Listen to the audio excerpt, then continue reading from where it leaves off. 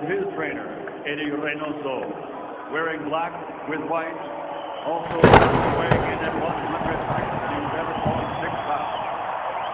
In his professional career, 54 victories, including 36 big wins by knockout, only one defeat with 2 draws, and he's undefeated for 6 years, and considered by many to be, pound for pound, the best in the world. He's the former 2-time light middleweight world champion, former middleweight world champion, former light heavyweight world champion, the reigning, defending super middleweight champion of the world, damas y caballeros de Guadalajara, Jalisco, México, representando al gran campeón, Saúl Canelo.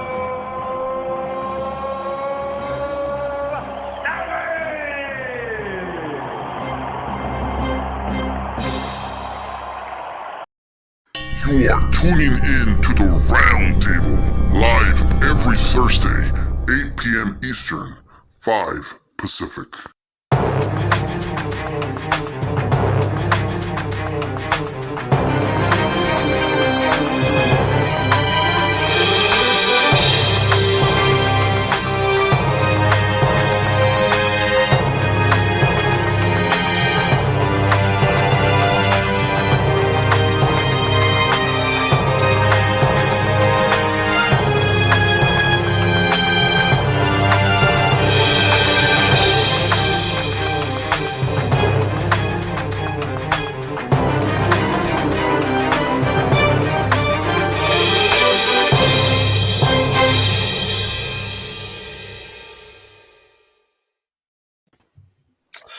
Thanks to those joining me live and to those that'll be joining me. D-Style Boxing on Archive. This is the Round Table. I'm being joined by Maestro. Boxing Wave. Joe Habib from Ringside Reporter.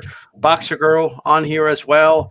How are you all doing? If you're listening on Archive, make sure you hit that like button, that, you know, and all that good stuff. Okay? All that good stuff.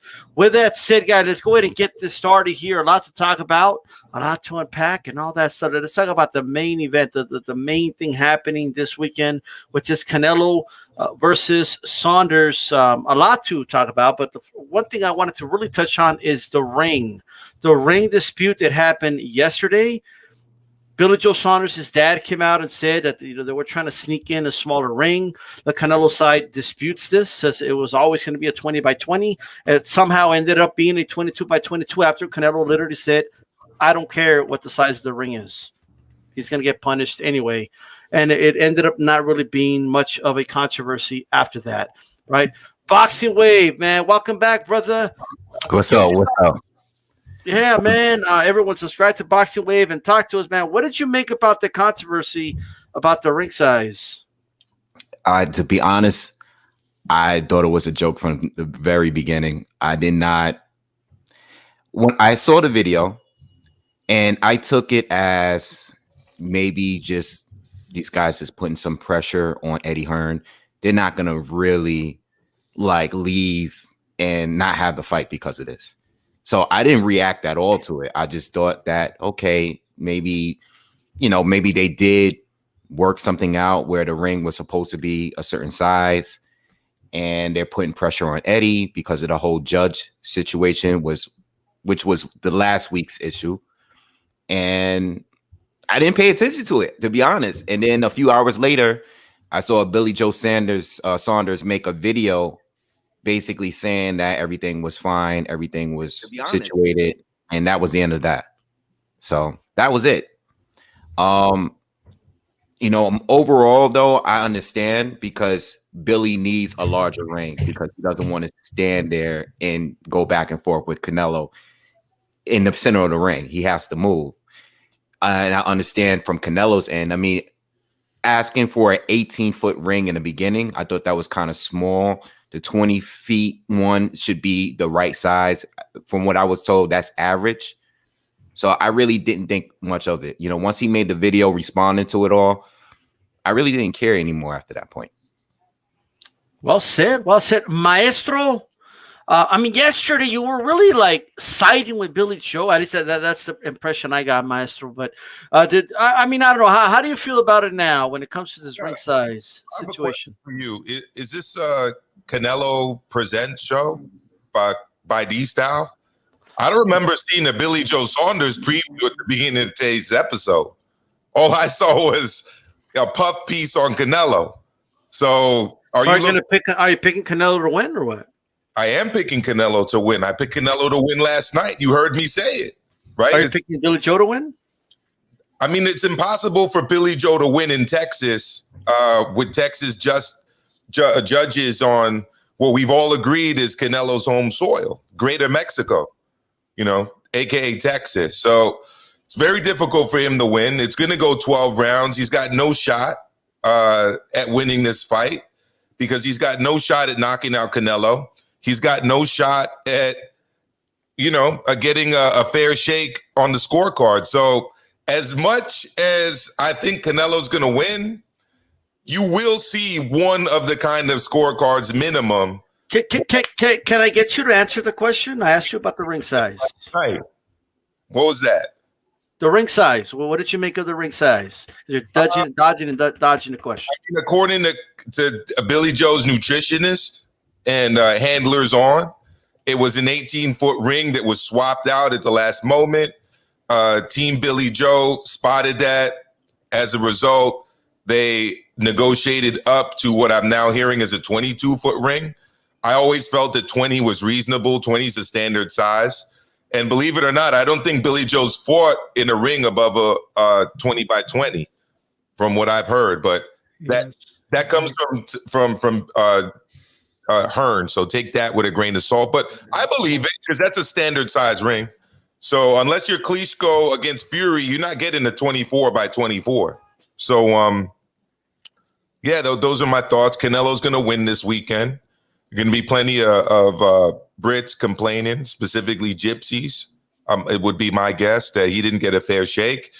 And given the circumstances of where the fight's taking place, there are going to be people that are sympathetic to that. A big one being Mr. G Funky himself, who I'm sure will join us in a moment.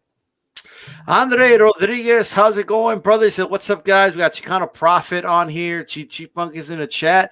It's been sent, brother. That's all I got to say. JC, how's it going? And all you guys, Chicano Prophet. We got KBM here. He says, TKO Saunders will quit, he says. All right, well, there you go. Boxer Girl, Tracy, returning to the round table. What did you make of the ring size situation? Standard size ring is it goes from it varies from 16 to 24. Correct. So I think it was just petty. I just think it was bullshit. It was ridiculous. It was just antics by Saunders. It's bull. Okay. I just, you guys have been fighting about this all week long and it's just been crazy. So I just think it's bullshit. Like, pick a fucking side and just get in there and just fight. Like, no matter what, you have nowhere to hide. So okay, I got you. All right. Beeb, what was your initial thoughts, and what are your thoughts now about this ring situation, brother? Well, the problem is how they waited to the last minute to complain about it. Obviously, the 18-foot I would think would be a reasonable complaint if that was the case. Thanks, Carl. Billy Joe Saunders did fight in a 24-foot ring when he fought David Lemieux, but that was in Canada. Currently, right now, the BBC does not allow a ring bigger than 22 feet and a ring smaller than 18 feet. So 20 is right in the middle. The WBC also, I was reading their rules, and they do not allow a ring smaller than 18 feet and not larger than 22 feet. So 24-foot rings are very rare. They're like amateur rings. I believe they're in the Olympics. But the whole thing, I think Billy Joe Saunders was trying to use this as a power play. To let Canelo know that, yeah, you think you're the A side, but I'm going to take some of that A side stroke away from you. I think a lot of this was mental. In the beginning, I thought that, Billy Joe Saunders was looking for alibis. If he were to lose, if you could say, oh, well, they got the ring they wanted, they got the judges they wanted. But now, after speaking with Tyson Fury, he's not even complaining about the judges. He's saying, because Tyson Fury is saying American judges are fair. The British judge was the one judge that screwed me in my first fight with Deontay Wilder. So I think a lot of this, I believe, in my opinion, was psychological warfare. And, Canelo, I think, responded very well to it. I think he responded appropriately to it because he just said, okay, you want the 22-foot ring? It doesn't matter. It's not, I have the style to beat you. There's nothing that you can do that I'm worried about. So, take your ring and let's get it sorted out on Saturday night. Absolutely, absolutely. And for those saying, oh, this is a pro Canelo show, well, we got a pro Billy Joe Saunders dude right here. His name is Chief Funky. He's picking Billy Joe Saunders to win on the down low. But, here we go again. I gave his take already. I gave his take, but let's hear it again. I'm really getting tired. I'm really getting tired of people trying to bully G Funky, man. I'm Tell him, B. Tell him, tired of it, man. G Funky's, you can't beat him intellectually, so you got to try to bully him. I don't like it. Okay. I don't like the shaming. That's what it is, B. That's what it is, B. First of all, before I go over the empirical evidence, I want to know what G Funky thinks about the ring thing. Go ahead. Well, I think 18-foot ring is just BS in my opinion, man. If that was the case, that's complete BS. I can't remember last time Canelo fought a ring that small. So, I think there was a reason for that, and that's obvious. I know a lot of guys don't like to hear that. That's pollution to their ears, but hey, I'm one of these guys. I'm going to tell you the truth whether you like it or not. Okay? Now, 24-foot ring, that's too big. Come on, no, we're not going to do that. If it was originally 20 by 20 and Billy Joe came out saying, yeah, man, I need a bigger than, I'll be like, nah, man, 20 by 20 is good. All right. But the thing that is really bothering me this week, ever since this has become an issue, is how people are just saying things like, well, Billy Joe's always fought in 20 by 20 or something like that. Well, how do you know that?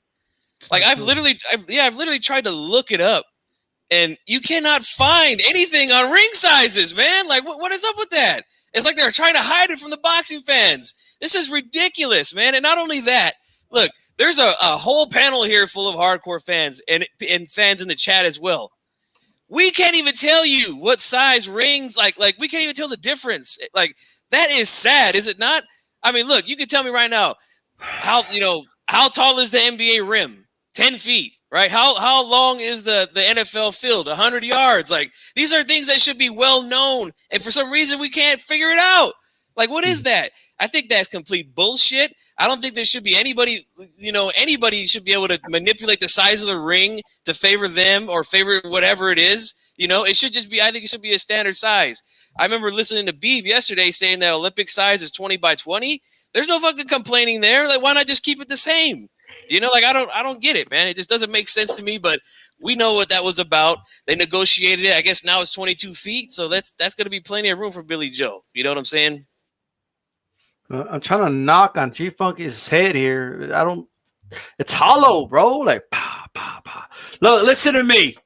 Okay, I want you guys, everybody listen to me right now. This whole in other sports, they don't do this in other sports thing. Here comes the pom-poms. No, hold on. You know what else basketball doesn't have? Weight classes. Okay? Well, does that mean that we should stop doing weight classes because other sports don't have weight classes or what? Oh, they don't have weight classes in tennis. Should we stop doing weight classes? Baseball. They don't have one set baseball bat. Some baseball players like them light. Okay, so some like them heavy. Okay? Baseball. Not every park is the same size. I don't see a movement saying they should all be the same exact size. I don't see a movement at all. And since boxing has weight classes, okay? I could see a heavyweight clash with these behemoths, these mammoths, like these gorillas, like Tyson Fury, all right? Yeah, I could see a 22 by 22, 24 by 24, but you really you really think it makes sense to put flyweights in a 24 by 24?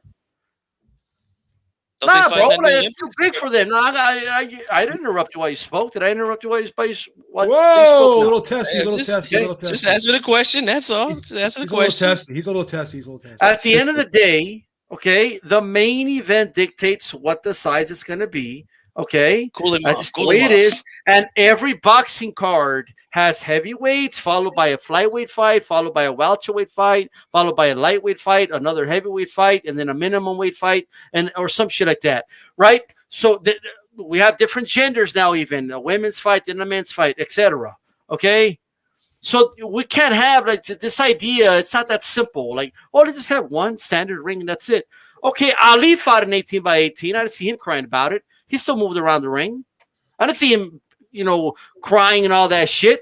The Garden had an 18 by 18 for years. All right, that was pretty standard until Chief Funky's boy, and you know what, Beeb's boy demanded a 20 by 20 against Hagler. Okay, I and need that sources. was considered a big ring. Now all of a sudden, 20 by 20 is too small. All of a I sudden, love Leonard. I love Leonard. That is my man. and then, I really have a problem with the ring size.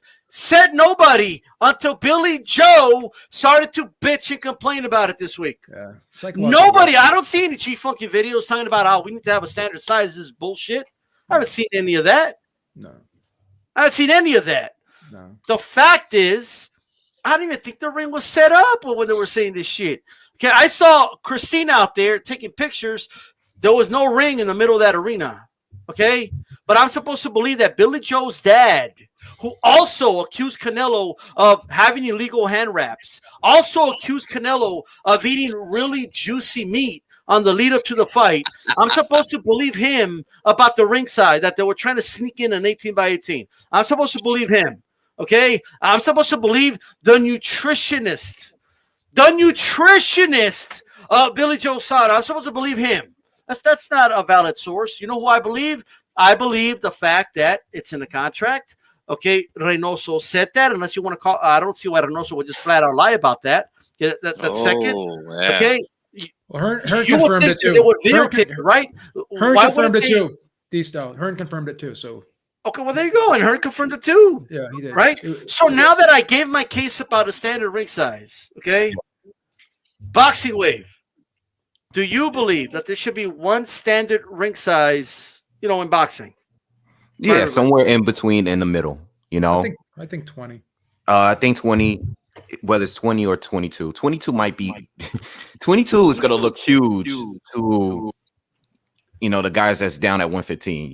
It's gonna look huge, but it should be anywhere in between there. So this won't be an issue in the future. But if it should be no less than 20, if there is a standard, I think there should be no less than 20, no more than 22. So everyone could just be happy, and this cannot be a thing in the future, because I feel like this year we've heard more complaints about what's going on in the ring. Fighters that's not being, things not being fair.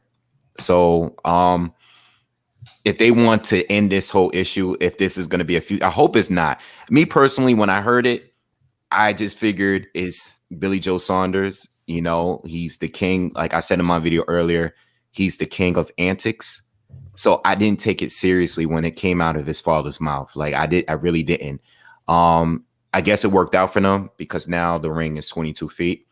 So I guess that's cool.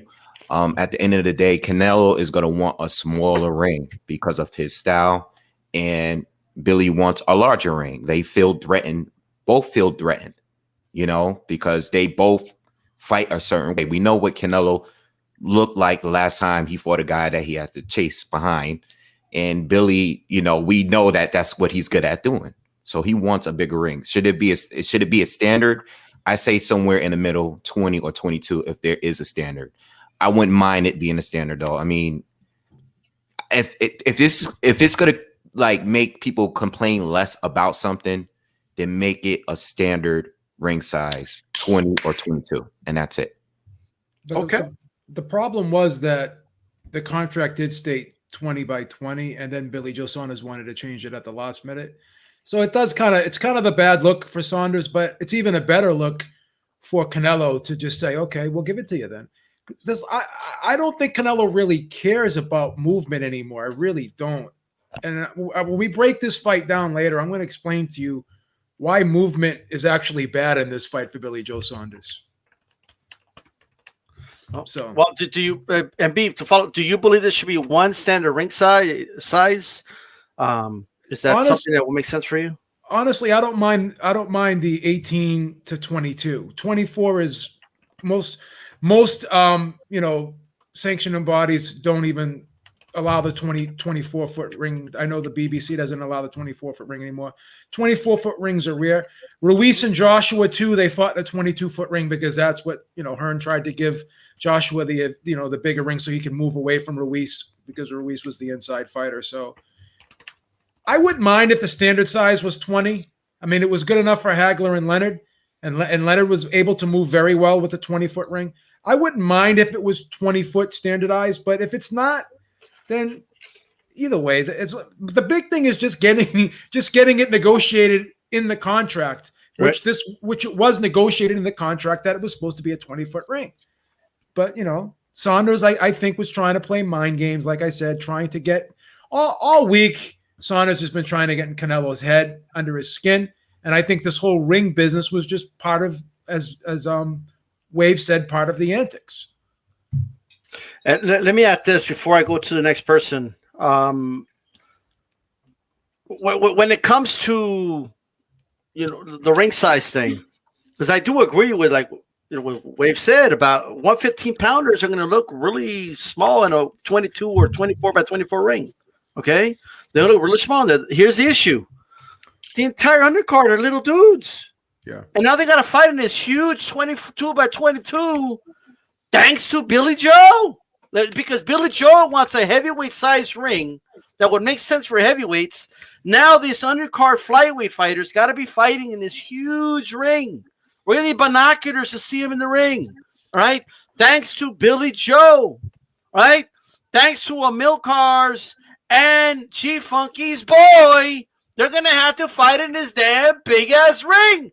Now, my issue, even if you say, let's do 20 by 20 for weight class from this down, 22 by 22 from this weight class up. So what's going to happen then? Are we going to no longer be able to mix the weight classes in the cards now? So you can't, if you're a flyweight, you can't fight in a heavyweight, headliner anymore. If you're fighting the women's headliner and on the undercard as a heavyweight, you're not going to fight there if it's an 18 by 18. Happens all the time. I think having a standard ring, in my opinion, is a little more complicated than people are actually, giving it credit for. Tracy, I'm going to go to you next.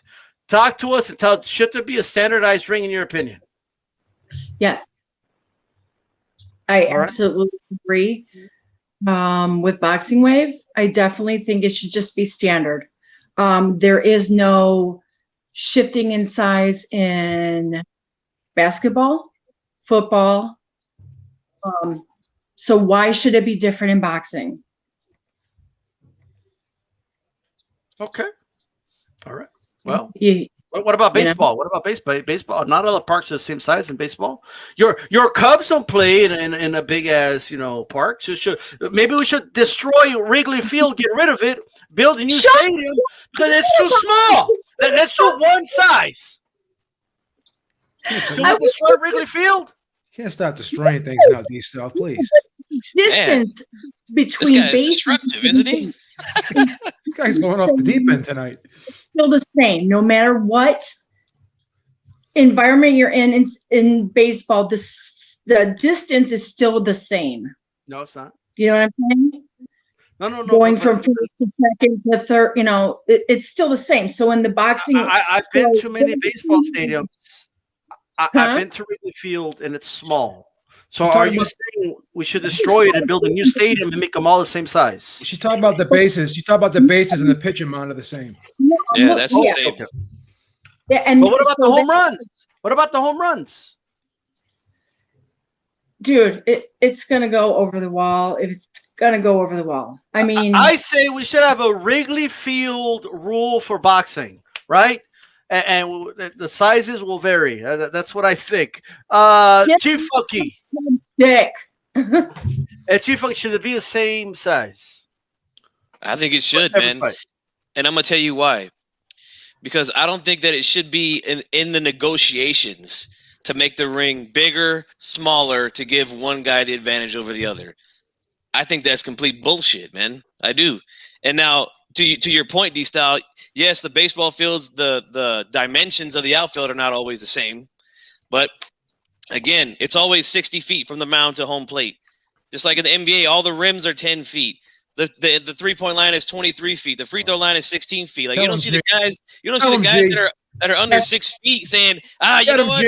That rim's too high. That rim's too high for me. I need it lowered for me. Wow, you know, like stop with trying to baby everyone, trying to baby the A-sides all the time. You know what? I'm sick and tired of that, man. I'm sick and tired of that. That applies to Joe, though. Like, Joe's the one that wanted the bigger ring. Now, your boy wanted a smaller ring. That's the fucking That's problem. Not true. Here, all right? That's not true. You want to stop him from moving. All right, let's not play this game. Okay, you want to stop him from moving. Is 20 by 20 good enough? Yes or no? And I'm gonna tell you, like, yeah, I already said that. Okay, Billy. Why does Billy want a bigger ring? Why does he want a bigger ring? Why he wants a bigger ring? Because he wants the advantage. That's why. Okay, so your whole argument about it shouldn't be that way.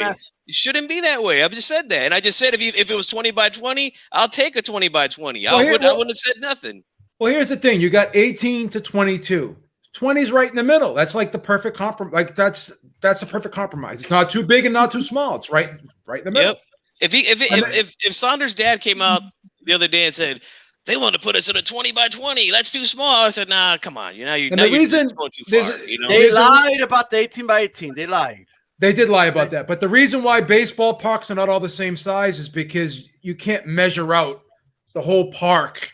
Just like just like stadiums aren't the same size. But in football, you can still measure out the playing area. Same with baseball. Bro. With engineering today, they can make them all the same size. No, they can't. It's impossible. You can't make every single park the same exact size because every park is in a different location in a different area of a city. It's impossible. They couldn't outline it the same size. Impossible. Impossible. It's not impossible. Impossible. It's impossible. It's very possible. The angles are the same, right? And then you just build a wall at whatever feet you want to build it at. Well, I know for a fact that I know for a fact that owners. What about seating? What are you going to do? You're going to start taking out seating? Yeah, they do that sometimes. Over in San Francisco, when the Giants were winning World Series, our teams were built around pitching. So they made those parks deep so you couldn't hit home runs out of them. You were just getting a lot of pop-ups because of pitching. You know, like they do that, you know, and I don't think that should be allowed either. But, you know, things happen in sports, man. Unless go ahead, Emil Carr. It's your turn, brother. What's your take on this, brother? I was going to say, unless you were Barry Bonds. Then it didn't matter. Stay on topic now. Stay on topic now. Macaulay's Cove or whatever that shit was called. What do I think? You know, I think we should not be looking at team sports that use balls and bats and, you know, 3-point lines and whatever. The compare and contrast should be with other competition combat sports. So look at Taekwondo. The contest area is always 8 meters by 8 meters square, and there's a safety area of 2 meters beyond that. I mean, in judo, it's 14 meters by 14 meters standard. I don't see why it would actually be a problem for flyweights or mini flyweights to fight in a 22-foot ring. I honestly don't. Those guys can move, and when those guys want to go to war, they usually do it at the center of the ring. Like I've never seen a fight at 105, 108, and 112 and been like, you know what? That should have really taken place in a smaller ring because it would have been a better fight. Like that's never crossed my mind, not even once. And I have seen undercards where, yeah, guys at 112 pounds are fighting in like big rings. So look, 20 feet by 20 feet is fine. I honestly think 22 by 22 feet is also fine, but they do need to come to a universal standard because they do it in other combat sports. And also to G-Funky's point, you can't have A-sides determining the playing field, literally. Like, you can't do that.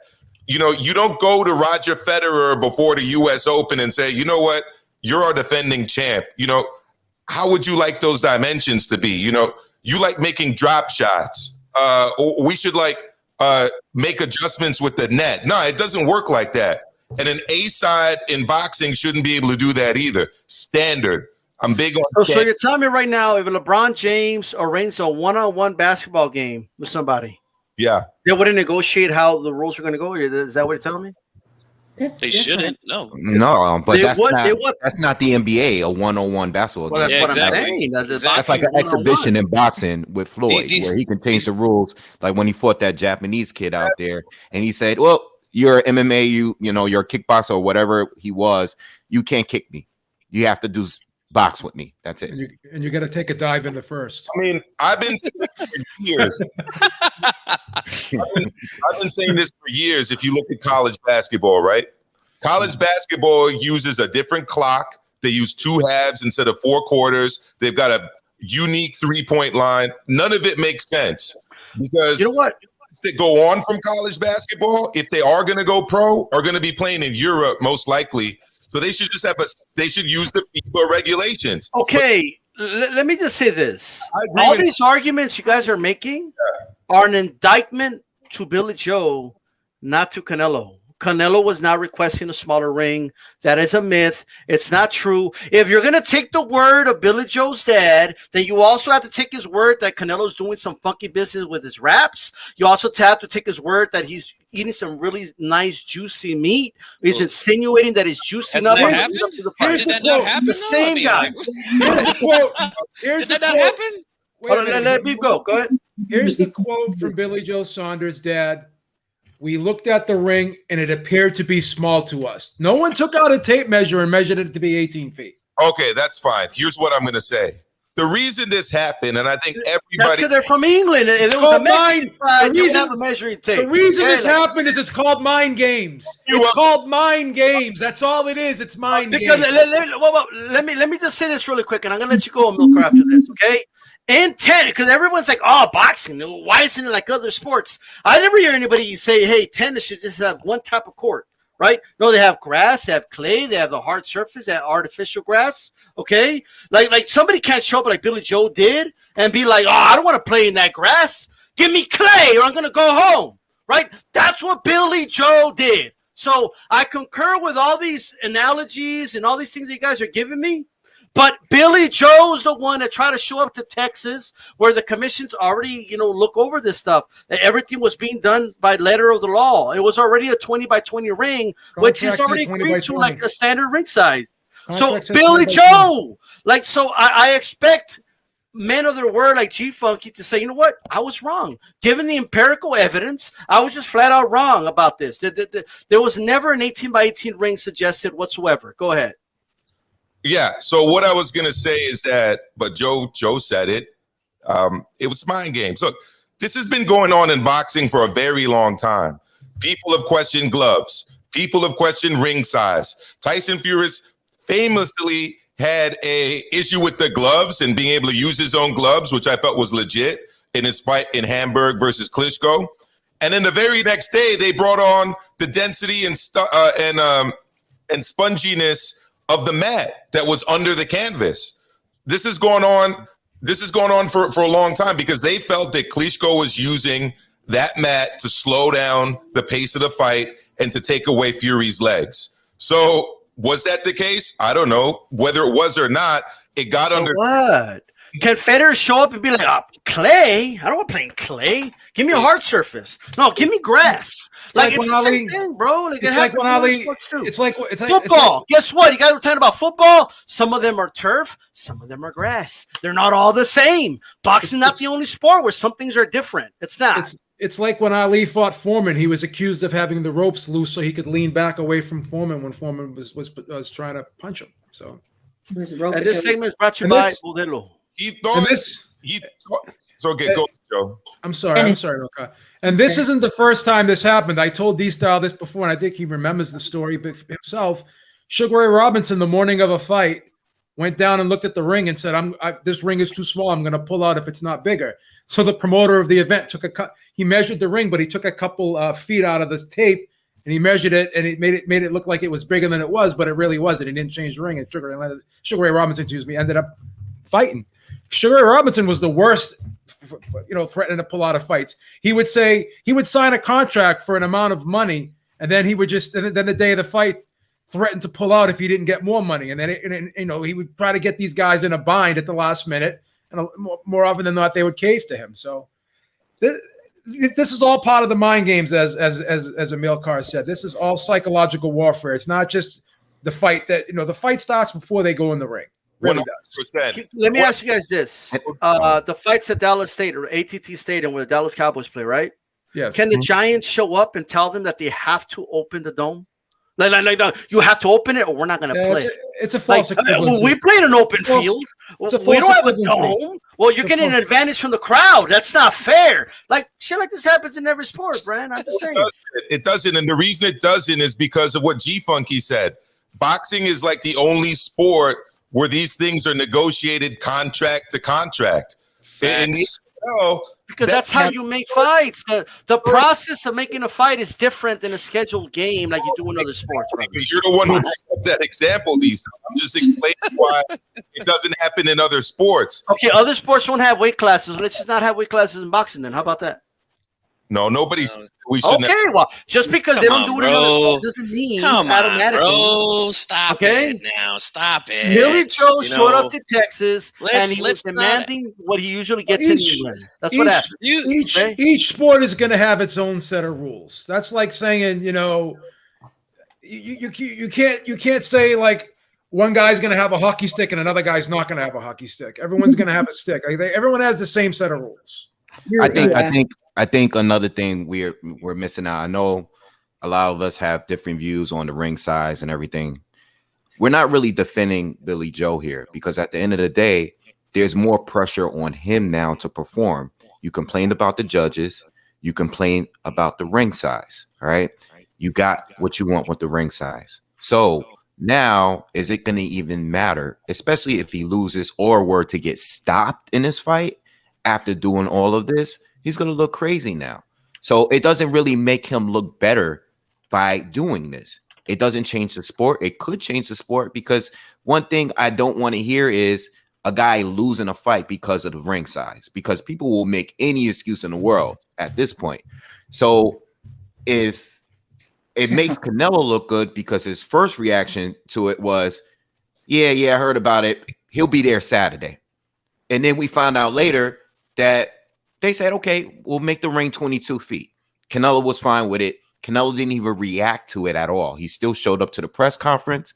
So it only makes Billy Joe Saunders look bad. Yeah, we're going back and forth. We're debating about it. But at the end of the day, it doesn't make Saunders look good, especially if he is the loser's fight. Well, it makes him look even worse now, Wave, because Canelo said, yeah. So it's like he called his bluff. Without batting an eye. He came up. And here's another thing, too, is if Billy Joe Saunders did go home, he would have got sued out the ass because he signed a contract and he broke a contract. He would have got sued for damages. That's why I was never worried about it. That's why I said in the beginning, I'm like, these guys are just not going to fly back home and not fight because of this ring size thing. No, he would have got sued out the ass. But then, his thing, too, was, okay, maybe I would have got sued out the ass, but then their event would have went to shit. And then everyone would have asked for their tickets back. So what would they rather do? Like sue me out the ass and get money from me and lose all this money on the event? Or would they rather just cave to me and put through the event? So if the event probably fell through, they would have lost more money. Right. So they just cut, they kind of weighed their options. But I agree 100% with what Wave said. And that applies to him. But I need both Maestro and Chief Funky to say, you know what? I was wrong. I was blaming Canelo at first, but it turns out that they weren't trying to get an 18-by-18 ring. Go ahead. I never blamed Canelo. I never blamed Canelo. I never blamed him at all. So I don't know. Maybe you got stock. Okay, well, go ahead, G Funky. I mean, you said, he's trying to get a smaller ring. So I mean, it's a good opportunity to retract. I think he was, man. And people acting like the contract. Wow. Nobody's seen the contract here. All right. and the bottom line is this. Okay, D-Style's not a lawyer. Don't listen to this guy. He might be on the Canelo defense attorney, but he's not a lawyer. Wow. Look at the contract. All right. So here's the thing, man. Again, if it was 20 by 20. Originally, I wouldn't say nothing about it, man. But it was 20 by 20 originally, though. They never measured it out to be 18 feet. That's the part I'm confused on. All Billy Joe Saunders fought. Billy Joe Saunders didn't even say it was an 18-foot ring. His father did all the talking. His father said, we looked at the ring and it looked small to us. They never said it was 18 foot. That's bullshit.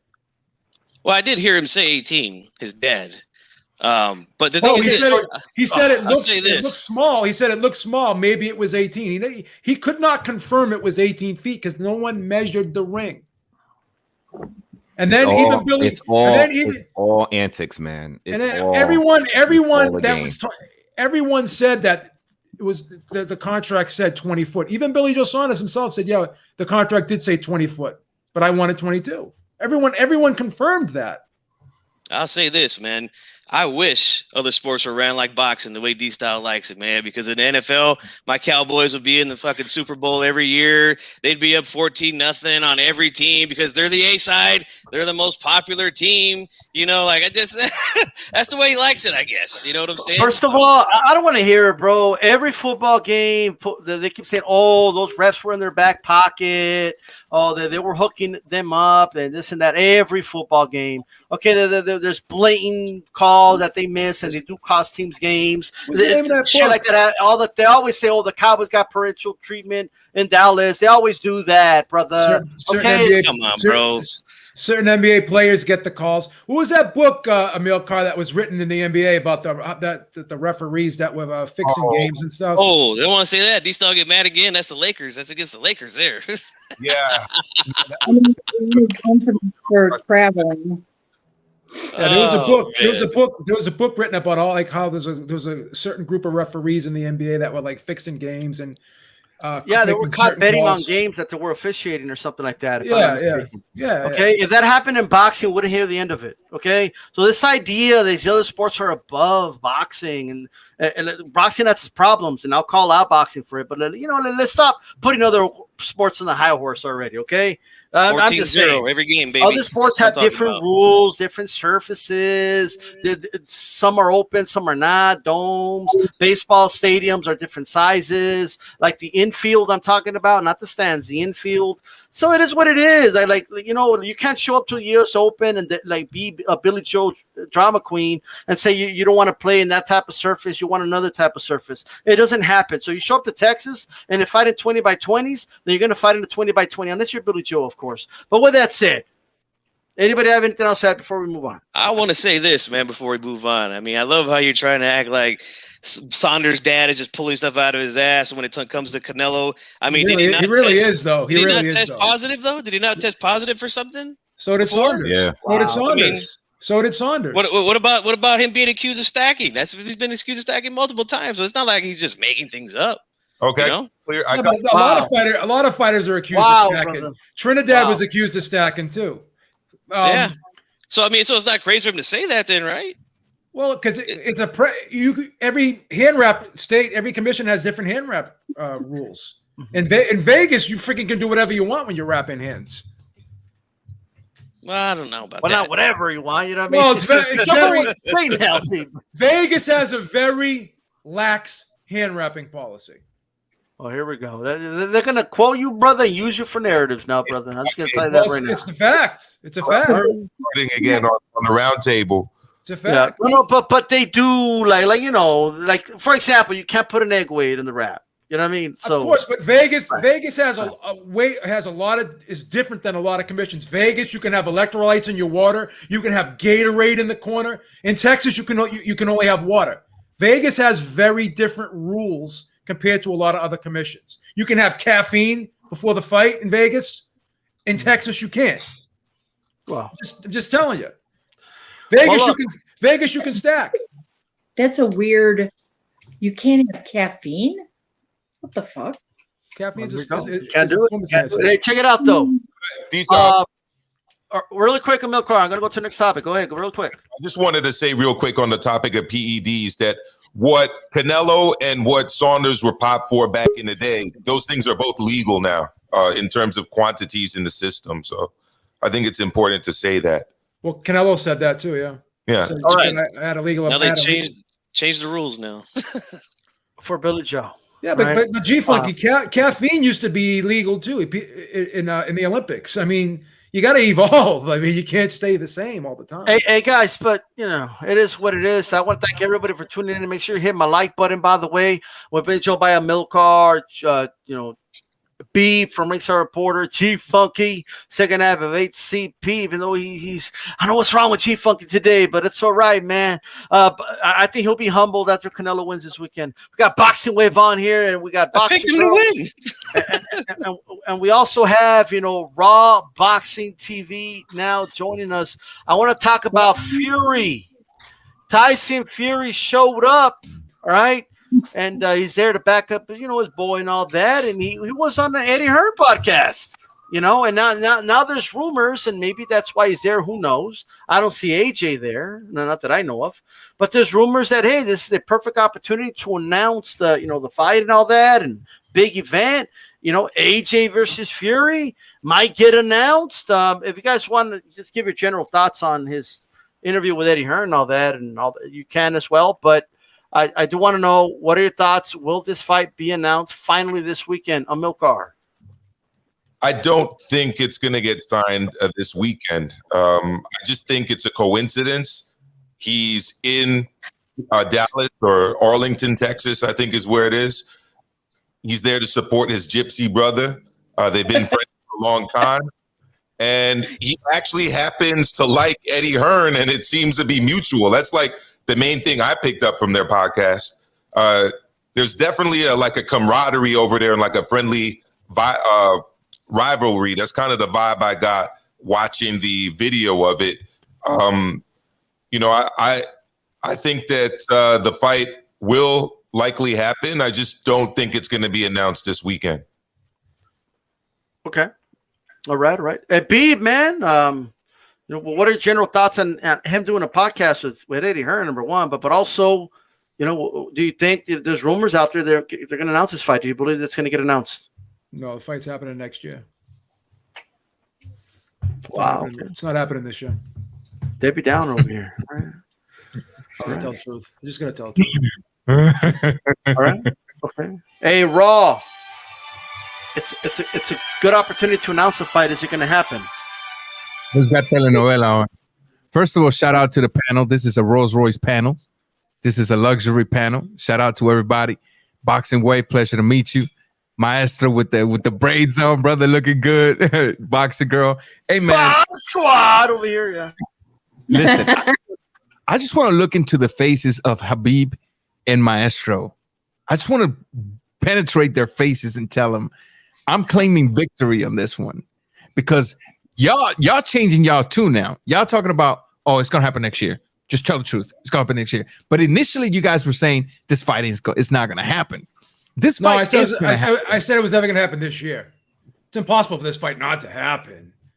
It's gonna happen next year. That was my stance all along. The fight's gonna happen this year. I guarantee you that. I mean, I hope you're right. I want to see this fight. It was up there as the fight I wanted to see the most, along with the Taylor Ramirez fight. I know we're going to talk about that one later on, but I hope it happens. I just think it's very optimistic to see this weekend and their meeting, even if it was over a podcast. Yeah. I mean, I hope that's why, but I mean, I think that the scenario I laid out is likely the more realistic one. Probably May of 2022. As far as the podcast, I didn't see that segment, but I am kind of happy that they did got together, because initially I heard something about Tyson Fury talking some type of smack about Eddie Hearn. Look, at the end of the day, whether Eddie Hearn is his promoter or not, Eddie Hearn is involved right now in his career, and Eddie Hearn, whether Tyson Fury likes it or not, is taking part in making this mega fight happen. So I don't think Eddie Hearn, Tyson Fury, should be running his mouth in the manner in which he was doing when it comes to Eddie Hearn. People want to criticize Eddie Hearn. Eddie Hearn's doing the thing, man. He started in the bottom, and I think the zone's picking himself up tremendously. I'm liking it more and more. I used to not be a fan of the zone. I'm really into the zone right now. But we'll see, man. I'm liking what I'm seeing from the zone, and I think this fight will happen this year. All right, okay. Boxing Wave, what are your thoughts, man? Fury's out there talking to Hearn even, and do you think it's maybe because they're going to announce a fight? I'm 50-50 on it, man. I haven't even done any content really talking about this fight because I'm afraid to be disappointed. I think there's many let me say like hints out there that makes me feel like it's going to happen, and then things happen, interviews, things are said in interviews, reports come out, and it makes me feel like I don't think it's going to happen. And in the beginning, I didn't think it would happen this year because I just couldn't see Fury fighting Joshua after this layoff. That was my main thing. I just couldn't see Fury doing it in his first fight back. When he didn't fight in December, I just said, nah, there's no way he's going to come back and fight Joshua. Joshua fought Pulev. I just can't see it.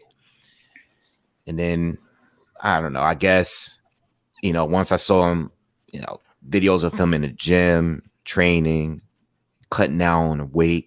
I mean, he looks like he's in the physical shape he needs to be to fight Joshua, because I always figured he wouldn't fight Joshua the same way he would fight Wilder.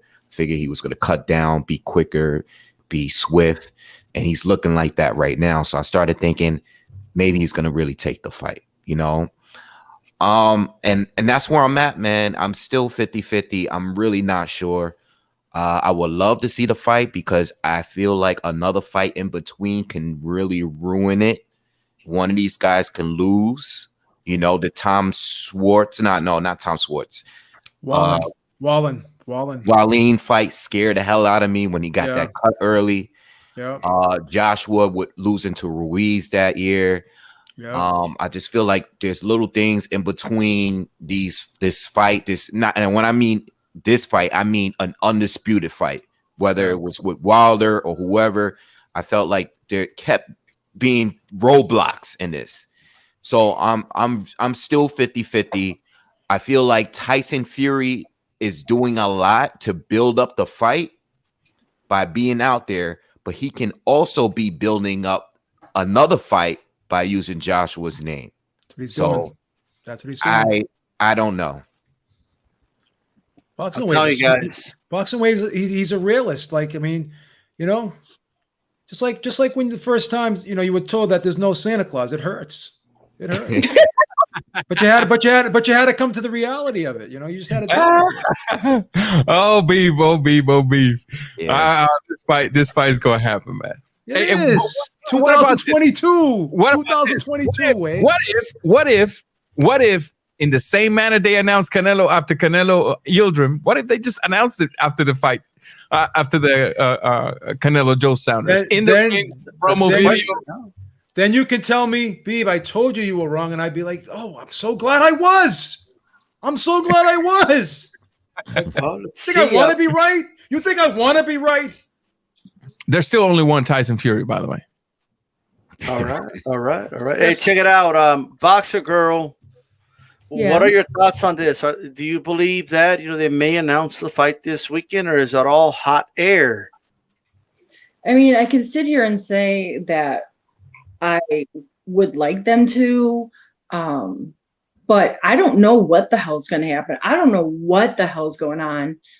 I don't know. Like, there's just insanity, just back and forth. It's just like, dude, either fucking announce it or shut up. Tell them that's kind of the way I think about it. Like, just announce it or don't. Make up your mind. But this back and forth and dude, come on. Fuck. Well, I mean, look, here's what I'll say. A little birdie, told me that, it might happen, before we get undisputed. But hey, I'm just saying, Chief Funky. Oh, that's happening, D-Style. That's definitely what happening. Do you make, Chief Funky, of Tyson Fury out there, backing up, your boy? Y'all, you're gonna be you're part of the Gypsy Club. I know you are, okay? But not only that, he's backing up Billy Joe. He's sticking his nose over there. But they're saying he's out there talking to Eddie Hearn. Could that be a positive thing and maybe lead to us getting the fight announced this weekend? Big fight weekend, right? Why not? Man, I think D-Style's still a little mad about that pie to the face that I made him take a few months back, but Tell him, G. it is what Tell it him, is. G. Here's Tell what him, I say G. about the fight. Here's Get what I him, say G. about the fight, man. I think that if it doesn't get announced this weekend, when there's 70,000 people attending this fight, there's going to be thousands of people ordering the fight, watching it on the zone. It's the perfect platform. It's the perfect time to announce that big, giant fight. If it doesn't happen at some point during the broadcast on Saturday, I don't think it's going to happen this year. I'll have to agree with Joe Habib. To me, it just makes sense. It makes complete sense. If it's going to happen, they would do it now. Get it out there while there's a bunch of eyes watching TV, watching the fights. If it doesn't, then it's not going to happen this year, I don't think. G, did you listen to that interview on Saturday at the Chisora fight when the zone reporter he was interviewing Eddie Hearn, and he was like, "So what's going on, Eddie?" He goes, "Well, they just received the long form of the contract. So there's a different form. There's a short form, a long form, and there's like 10 different drafts, supposedly." And then the guy goes, "Well, how long is it going to take for both sides to read the contracts?" Eddie goes, "Well, I don't know, maybe I don't know, maybe about a week." So I'm sitting there saying, it takes 7 days to read a contract.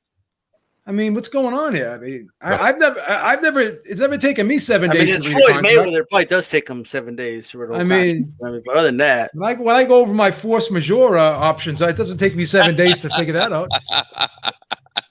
Force majeure. It's funny you mentioned Floyd because he does seem to like to try to steal the spotlight on major cards weekends. He did it to Wilder famously. Calix, I love Calix. Yeah, he did. Yeah, he did. Calix is a legend. He announces a fight. Wow, look at this. Unbelievable. You got to be careful with things you say, ladies and gentlemen. I love Calix. Careful with things you say. We're going to go ahead and keep moving here. This is a real serious topic, but I have a take on it. Top Rank still has Felix Verdejo under contract. Arum did say, hey, look, he's innocent until proven guilty, despite of any reports or whatever. Just give my thoughts on it first. I actually agree with Arum. Okay. If he's guilty, then obviously he's not going to be under contract anymore. But what if, some new facts come out? And let's say he releases him with a contract, and then the FBI is like, oh, you know what? We found some new evidence. It turns out he didn't do it.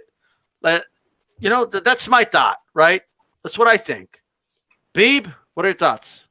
Well, this is the thing that I was contemplating here. Can a promoter just release someone from a contract? Because if a contract is signed by both parties, then it's binding for both sides. So maybe, I've studied contract law, and to me, it seems like he couldn't have released them because they were both under contract. They signed an agreement.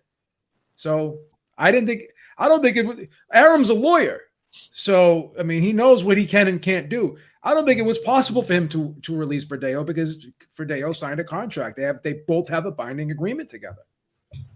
Yep. There you go. Apparently, there's a link out there that proves what Eddie Hearn said. It was Billy Joe that wanted a bigger ring. But that aside, Boxing Wave, what do you make of this, brother? I think it's pretty simple. I think you can't remove him at this point. I think it was smart to remove him off like any kind of promo for now. Just remove his face for now, just to be safe. But as far as the contract, I don't think so. What if he is innocent out of all of this? I've been reading. I did a video talking about the whole incident, and some of the comments that I've read over the last few days about people that are supposedly from Puerto Rico. It's crazy, what's going on out there with this. You just never know. I mean, it looks really bad.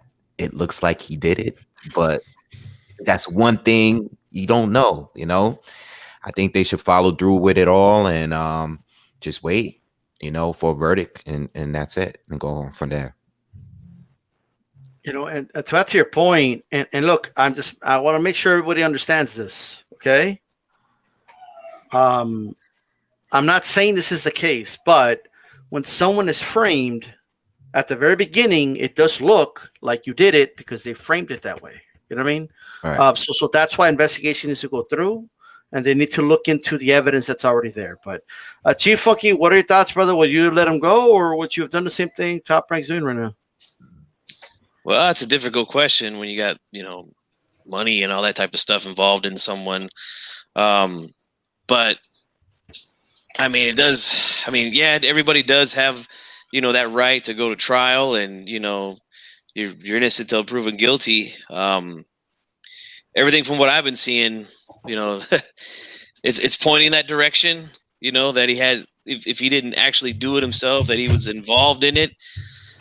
But I mean, yeah, it's controversial for them to keep him on the roster, But I don't know, man. It's tricky. Like I said, I'm not a lawyer. I'm not one of these. I don't know all the laws, that type of stuff. So Bob Arum's, if he wants to keep him on, he's going to keep him on. At the end of the day, it doesn't matter what I say or anybody else. He doesn't give a damn. He says all kinds of crazy stuff all the time to piss people off, and this will definitely piss some people off. But if it was me personally, I probably would have let him go.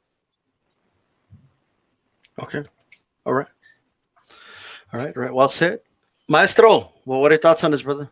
I had the same initial thoughts as Joe, which are that it's a contract, and in the United States of America, the presumption is innocence. People may not agree with that, but that's what it is. So there's a criminal justice system. I don't think it works most of the times, especially for, working class people and people of color. But in general, the system is supposed to allow the defendant the presumption of innocence, and it's on the state to prove guilt. There are actually countries, a lot of countries, major countries, where the presumption is guilt and not innocence, and it's up to the accused to essentially prove that he or she is innocent.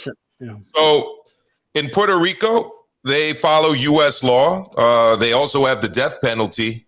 It does look, by reading reports, like this was a heinous crime committed by someone with a close relationship to the person, which is usually the case in these kind of murders. In this case, you're talking about a woman who was carrying an unborn child that she had been kind of, I wouldn't say chasing, but repeatedly and forcefully telling Verdejo that the child was his. So that led to, according to the state, this event taking place. It immediately also reminded me of the Ray Caruth incident. You guys are probably remember that one. It took place when I was a kid in school, but an NFL player who had done that and taken his wife to some crazy places. And that happened in my hometown, Maestro. That guy went to the same high school as my wife. There you go. So, but the presumption is innocent. So he hasn't been convicted of a crime. Therefore, I really can't see Top Rank just releasing him. Just like when a police officer gets assigned, suspension with pay until that person has, been taken through their disciplinary procedures. When a teacher like me is accused of something, not that I have ever been accused of something, but a teacher, you also get suspended and, given some other work assignment while the whole situation is cleared up either in your favor or whatever. So I agree with Joe. I don't really see any grounds for them to kind of terminate his contract. Well said. All right. What are your thoughts on this Raw? Me? Yes. Oh, I'm sorry. I did. Yeah, you kind of skipped there. Whether they should have released him or not, I have to go the legal route. I mean, the legal route does state that it's two parties involved in a negotiations. I don't know if you remember or if you guys watched my show. I contacted the FBI in Puerto Rico, and they provided me with the email with the agent in charge of this case. I sent them the email, and I haven't gotten anything back, which leads me to believe that there's got to be something going on, because usually the lawyer is the one that's not wanting to put things public. Sometimes the agents or the police don't really mind to share a few details here and there. But another thing is coming through now, and at first I thought it was just fans making excuses, but today I watched a little clip from a Puerto Rican news source, and now there are some rumors floating around that supposedly Verdejo was the one forced to take the blame, and there because of the wife, his father-in-law is a big Lord Kingpin, and there was some rumors that the wife, as soon as she found out that this girl was pregnant, that she went over there and along with some other people and did what they had to do. And then they're saying that Verdejo was forced to take the hit, and now they're also bringing out to the public pictures of Verdejo as he turned himself in, how he is all bruised up from a lot of punches and stuff. And there's a lot of mysteries here, man. I'm not, and that's why when I did my video, I felt that it was necessary for me to start with, if I'm wrong, I'll be the first one to apologize. Because look, it doesn't matter how convincing the evidence are. We have seen too many cases of people spending 30 years in prison and then, oh no, but you know what? This new technology showed that he wasn't the guilty party. Yeah. I'm not saying Verdejo is innocent, and I'm not saying he's guilty.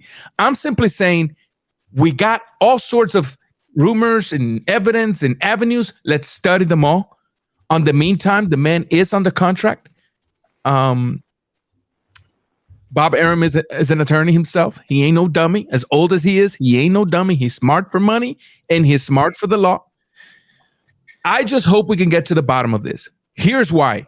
If Verdejo, in fact, is guilty, he will take the needle, because Puerto Rico doesn't practice death penalty at a local, state, or province level, but they do at a federal level. And the fact that he kidnapped, and the fact that he interrupted a pregnancy via murder, and the fact that he hijacked, and the fact that he supposedly, allegedly, all of these things are allegations. The fact that he did all of that makes the case. In fact, the judge in the first hearing, she was the one that put out the recommendation for the death penalty. So if he's guilty, he'll get this. But if he's not guilty, I don't want to see an innocent man die for something he never did. It doesn't matter how much it looks like he did it.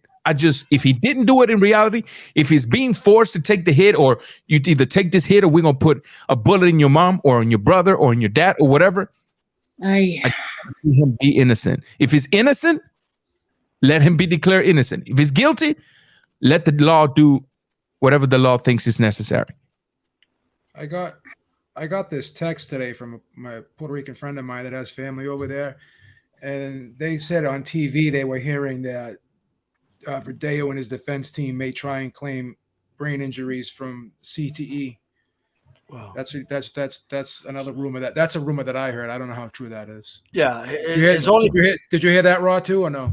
I haven't heard it, but we saw it coming. In fact, we discussed it in my video because of the NFL player trying to, that did this heinous crimes just lately. Now that, they're blaming all of that on the hits they take on the head, which to me, I don't know how I feel about that. I don't see any connections there, especially when it's a premeditated crime, something that you've set on and then you take to an execution. You execute. I don't know. But like I said, if the man's guilty, he's guilty. Apparently, sorry, go ahead. Really quick, Milcar, so we could keep going around go ahead.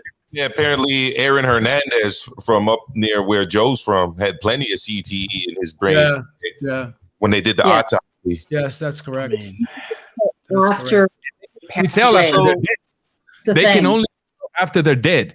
You know that, right? That's correct. Yeah. Yeah. Well said. Well, I know Chris Benoit, the professional wrestler, they found a lot of brain damage on him.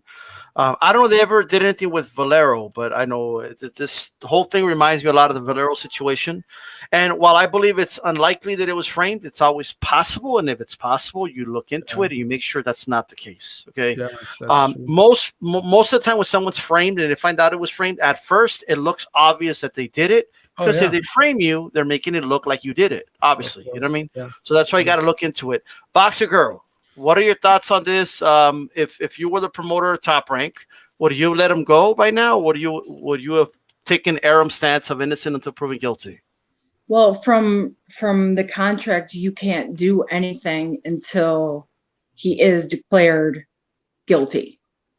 So you can't just bust up a contract based on circumstantial evidence at this point right now. Like you can't. So you got to wait. And so Arum is waiting it out until he finds out whether or not if he's guilty, then obviously that is, you can null and void that contract immediately, obviously. So until then, it's you can't do anything.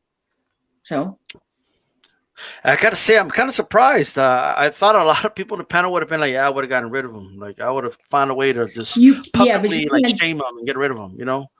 So I think that's based on days went by. I remember when this first happened, especially people on YouTube, they were making videos, and it was so much hatred and everything, and that days gone by. Like I said, Raw Boxing basically said a lot of things that I was reading over the last few days. I started getting comments just a day after saying what some of the things he said. I try to look it up. A lot of the news reporting it was speaking in Spanish, so I didn't understand. So I would read some of the comments, and for the few English, comments that I read was saying what Raw Boxing just said. I was kind of glad that I was really careful of how I reported that news, because you just never know. You just never know, So hopefully, either way it goes, they find justice on whoever is the person, responsible for this. Didn't this come out last Saturday at the fight, during the fight, or the day of the fight? The Andy Ruiz? Well, the missing thing came first. She was missing first, and then they attached Verdejo. And I think a couple of days later, I think it was reported that he was being indicted for it. Yeah, it was just a sequence throughout the week, the way it went down. Crazy. There's a link that was posted in the chat there. I'll go ahead and post it again. Look, and this is just back to the ring size thing. Eddie Hearn confirms that it's Billy Joe that wanted a bigger ring. Okay, he agreed to 20 by 20, then he wanted. Those are just the empirical facts. And I don't want to touch back on that, but I just want to let everyone know that the link is there. Check that out. Eddie Hearn himself says it. Okay, but before I move on, I just want Raw's thoughts on this. Raw, what did you make of the ring size situation with Billy Joe Saunders? Look, I know boy G Funky and I is gonna clash on this one, but look, it doesn't matter. It doesn't matter what G Funky thinks, whether Canelo can cut the ring or not, or whatever the case might be. Look, at the end of the day, when you hear from the promoter himself that Canelo didn't really even object to any size implemented by the Saunders team, his whole argument gets debunked. G Funky's whole argument is as dead as George Washington. It's gone. Sorry, go ahead. I didn't know you're done. Go ahead, bro. Sorry. Let him cook. We cooked on it. Let him cook. I love you, my boy G Funky. You're my man, but my brother. That's it. I mean, the man never objected to a 20, to a 22, to a 24. It was corroborated by the promoter. And so at the end of the day, we can't sit here and say Canelo was asking for 18 because there's no evidence. Canelo was asking for this because there's no evidence. As of now, the only evidence we got was the Saunders team saying, well, wait a minute, this is too small. They don't have a tape measure in their eyes. They never physically measured the ring. So they couldn't tell whether it was 18 or 20. Well, we want a 22. Canelo, would you like a 22? Or he's going to fly, man. He said he's going back. No, I don't care. Give him a 22. Okay, he said you want a 22. You got a 22. Well, thinking about it, I'm actually meaning a 24. 24, my goodness. Now he says he wants 24. Is that okay? Yeah, give him 24. That's all we got, G Funky. That's all we got, my man. I'm sorry, man. Let's let. I know you wanted to say something, Milcar. Go ahead, and in fairness, I want to give you a chance to respond. Yeah, that's fine. I don't know if you actually intended for people to read the quotes in the link, D-Style, when you shared it, but according to Eddie Hearn, he says that he's always fought in the 22-inch ring. He says, Billy Joe, all of his fights with us have been in a 22-foot ring, said Hearn to behind the gloves. So that's who the source is here. When I got here, I was told he wanted 20 feet inside the ropes. So it sounds to me like Billy Joe's expectation has always been to fight in a 22-foot ring, just based on what he said there. So is it possible that they saw 20 by 20 and they felt it was too small? I thought Hearn said he always fought in a 20-foot ring. That's a I heard the interview. Wait a minute. That's what I heard. Wait a minute. I heard the interview. That's false. I heard the interview live. Bro, those were not my words. I heard the interview from Joe Phelps. I heard the interview, and he said that Billy Joe has always fought in a 20-foot ring. He never said 22-foot ring. I heard it. Okay. All right. I'm just T-Funky. Yeah, see, I read the same thing in the same article, man. So, I mean, yeah, but I heard it's the all interview. over the place. It's all over the place. He's saying one thing, and that's my point, though. My point is this: he's saying one thing, but then we're reading quotes. People are posting articles in the chat that are saying something different. So, I mean, who can we believe at this point? None of us. Again, none of us has seen the contract. Yeah, but G Funky, one thing we can agree on is this wasn't an 18-foot ring. It wasn't. It wasn't an 18-foot ring. And let me clarify something, Beep. G Funky, just because Eddie Hearn says he's always fought in a 20-foot doesn't necessarily mean that the whole ring. Remember, there's two measurements by which, if they don't clarify, they have to be referring to measurements. There's the overall size of the ring and the inside measure. Maybe he's fought in a 22 inside the rope 20 feet, right? So that could create a little bit of confusion there. What we do know for a fact, like Beat just said, it wasn't no damn 18-feet ring. Like you yourself said, T-Funky, that it was 20 by 20. You would be perfectly fine with that. Billy Joe's dad saw a ring, and he said it looked too small. Now, Hearn is saying he's always fought in a 22 by 22, so maybe it did look small to them. But when they say it's 18 by 18, that wasn't the measurement that they did it just by looking at it. Hearn's wrong. Hearn's also said, "Come on, brother, you're gonna fight real soon." But you know, but okay. But you know what? At the end of the day, when they brought it up to Canelo, you know what he said? Yeah, I'm gonna show you. I'm gonna show you right now that he probably fought in an 18-foot ring. Just give me a. Okay, all right. But D-Style just said it. At the end of the day, Canelo debunks everything by not objecting to any of their requests. Eddie Hearn first came in and said, "Hey, 22, give it to him. 24, give it to him." So what are we talking about? Like, what are we saying here? You know, like a confident guy. We're gonna proceed, of course. But hold on, I got the picture, bro. Just I'm gonna share it right now. I'm gonna show you that. No, this is what I'm saying. People say a lot of things and it sounds good, but we don't. Again, we're finding different information. I'm gonna show you. Wait. Let me finish. But you believe the dad of Billy Joe? Bro, let me finish. All right, I let you talk. Let me talk. All right, I'm going to show you the man has fought in a small ring.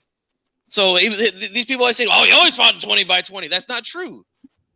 Look at this article says he always fought in 20 by 20. Show that. Show me. You tell me that's not smaller than 20 feet. Share. What about it? What did you measure that? That's a little ring. How do you know? Like, are you measuring that, G-Funky? There's no way of telling, G-Funky. Okay, I mean, if we could look at the other rings that he's fought in, they were not that. This to me looks like an 18-foot ring. This looks like the same size ring that they fought 2 weekends ago in Florida, the ESPN card. That was a little tiny ring. Okay, you're saying it's tiny, but what are you saying? Is that you know for a fact that's 18 by 18? Well, he was also fighting Willie Monroe Jr. in that picture, so yeah, he was no fighting Willie Monroe. Really move anywhere. Yeah. Come on, yeah. Come on, brother. Come on, brother. Hey, it's definitely smaller but than these the expects Lemieux everyone ring. to believe all this hearsay on the internet, right? Oh, he's always fighting 20 by 20. No, that's not true. You don't know that. We can't even find ring size. What, you expect me to believe that? I found it. That's a perfectly good size ring. I just saw it. That's not small. They're fighting in there. They're not running around doing track, bro.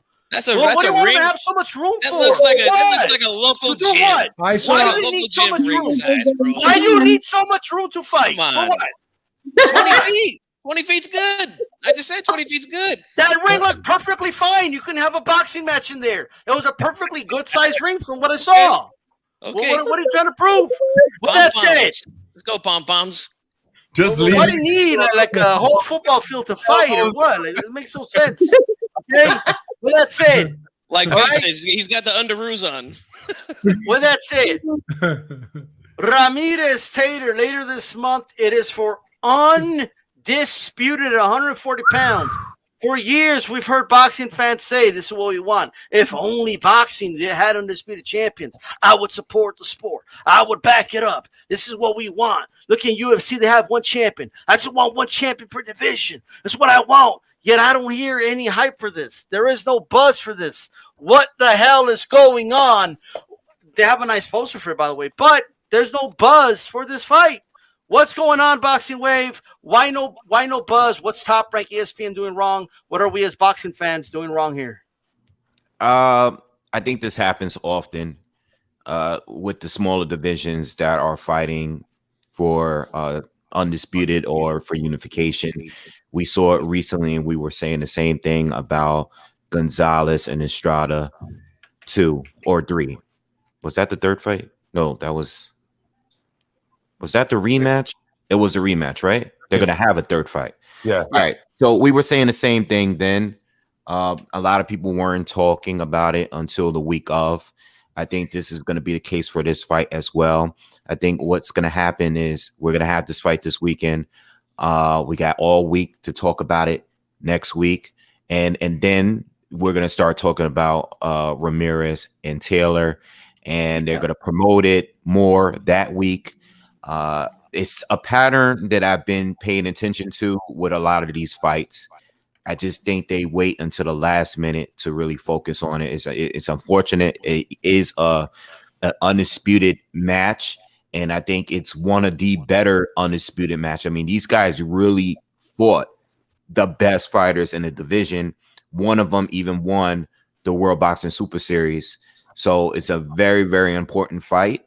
It's legit. It's not like one guy cleaned up the division and the other guy just happened to be holding on to another title, which is what we would get if Canelo or Saunders is to win this fight. They'll go and fight Callan Plant, who's kind of just been chilling with the title over there. He's not really fighting the best over there. So these two are legit champions, legit unified champions.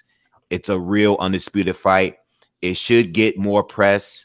Yes, boxing fans should talk about it more, but unfortunately, we talk more about the more popular divisions and the more popular fighters, and that's really it. It is what it is. I don't like it, but it's part of what happens with this sport. I think after everyone is done with Canelo and Saunders, we'll start talking about the fight more.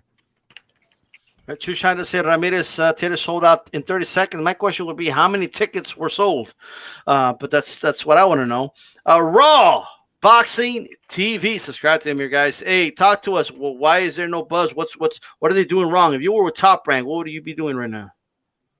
It's hard. It's kind of hard. It's kind of hard to say, man, because right now, to be honest with you, I kind of agree with what Boxing Wave is saying. I mean, it's like, when you're trying to sell a car model, you don't release the newer one until you get a good sell on the current one, right?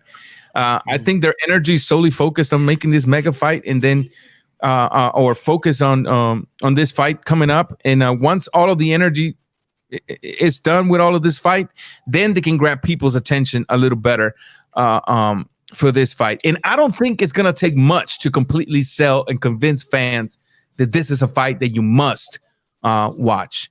I don't care if it's 2 or 3 weeks down the road. It's not going to take much to convince a boxing fan. This is what you guys need to sit down and watch, because you got two excellent fighters, and you got a fighter in Ramirez that brings an excellent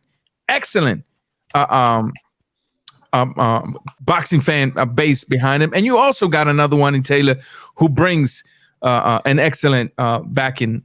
So I can kind of see what's going on, which is them focusing on this weekend, and at the same time, I also see but you know what? We don't have to put too much work on these two guys. This fight's gonna sell itself.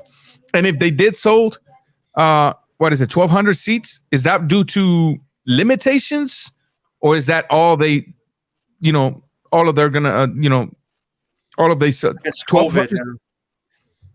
So, but I think, and as far as what are we doing wrong, I think us as YTBC, we're making the same quote unquote mistakes as the media is, focusing on the bigger fights and sometimes ignoring the smaller ones, man. Well said, but it's not going to take much to stop this fight. Yeah, well said, man. Hey, guys, I appreciate everybody. Raider LA, Shoe Shine, Ignorant Boxing, Philly, Irish Evil on here. The GOAT, Savage Native. How's it going? Beeb, talk to us. All right.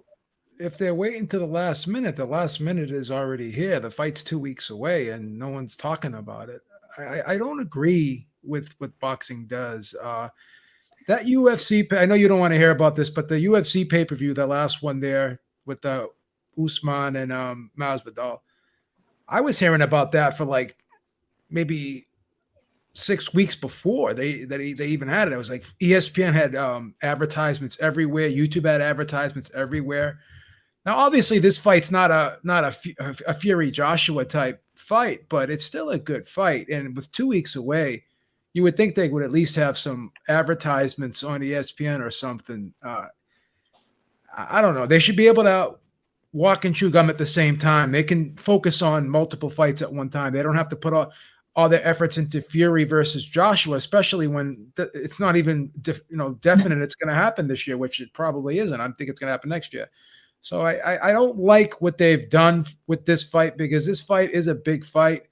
I think it's going to be a great fight to watch. And, waiting to the last minute for a fight like this is a fight that boxing fans will watch, and it'll make them want to come back, especially if they're new boxing fans, because I just think this is going to be an exciting fight. It's going to be that type of fight where boxing fans, mainstream casual fans would enjoy this type of matchup because of the way these two styles mesh. So I think they should have built on this fight, and I think they should have at least put some ads out there and at least talked about it a lot more than they have been talking about it, because no one's even talking about it in interviews. So Yeah. it's pretty sad. Well said. Well said. Chief Funky, there's no hype about this fight. What do you make of it? It's sad, man. It really is, because this is, to me, the most competitive unification or undisputed bout that we're gonna have this year. Although I think that the Charlo Castano fight is a good fight as well, but I think this one is going to be better. And it just sucks, man, that they didn't do anything. They didn't put no. Look, this just came out, I think, yesterday. This poster, this fight poster, and we're 2 weeks away from the fight happening. Like, this is ridiculous, man. The promotion for this fight has been pure 100% dumpster juice, and Tell him, G. I have no idea why. When, like I said, this is to me the best undisputed matchup of the year. These guys, look, they didn't fuck around when they got these belts. They collected 2 belts, and then look, they had one fight in between. All right, let's get this thing on for undisputed. Like, this type of stuff should be applauded, man.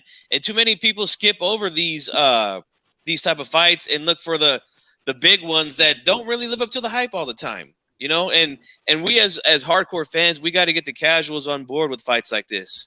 I feel like it is a duty. I try to do it all the time. I feel like it's a duty of ours to do that. Say, look, I know you get upset about the big fights because they don't always live up to the hype. You got to pay money for them, and then the fight sucks. Well, this one here is going to be for free, and it's going to be a hell of a fight. Like, we got to. I guess we're going to have to pick up the slack for Top Rank. I want some money, Bob Arum. Holla at me. I'm sorry. Can I just say one thing real quick? Yeah, go ahead. Yeah, sure. As far as the YTBC, if we're being honest, most of the YTBC are just going to make continuous videos about the same people because it's going to bring them views. That's true. And it's going to make them money as well. And as far as ESPN, I always felt that they treated boxing and Top Rank like it's sometimes it's even hard to use the app to find the fights. People, UFC, the promo is always right there in front. I don't need to look for the fight. When it's a ESPN fight and it's Top Rank, I have to scroll all the way down because I've had the app since the beginning and it's very hard to find the fights. And then there's always the confusion between the pre-fights and, you know, is it going to be on ESPN Plus? Is it going to be on regular ESPN?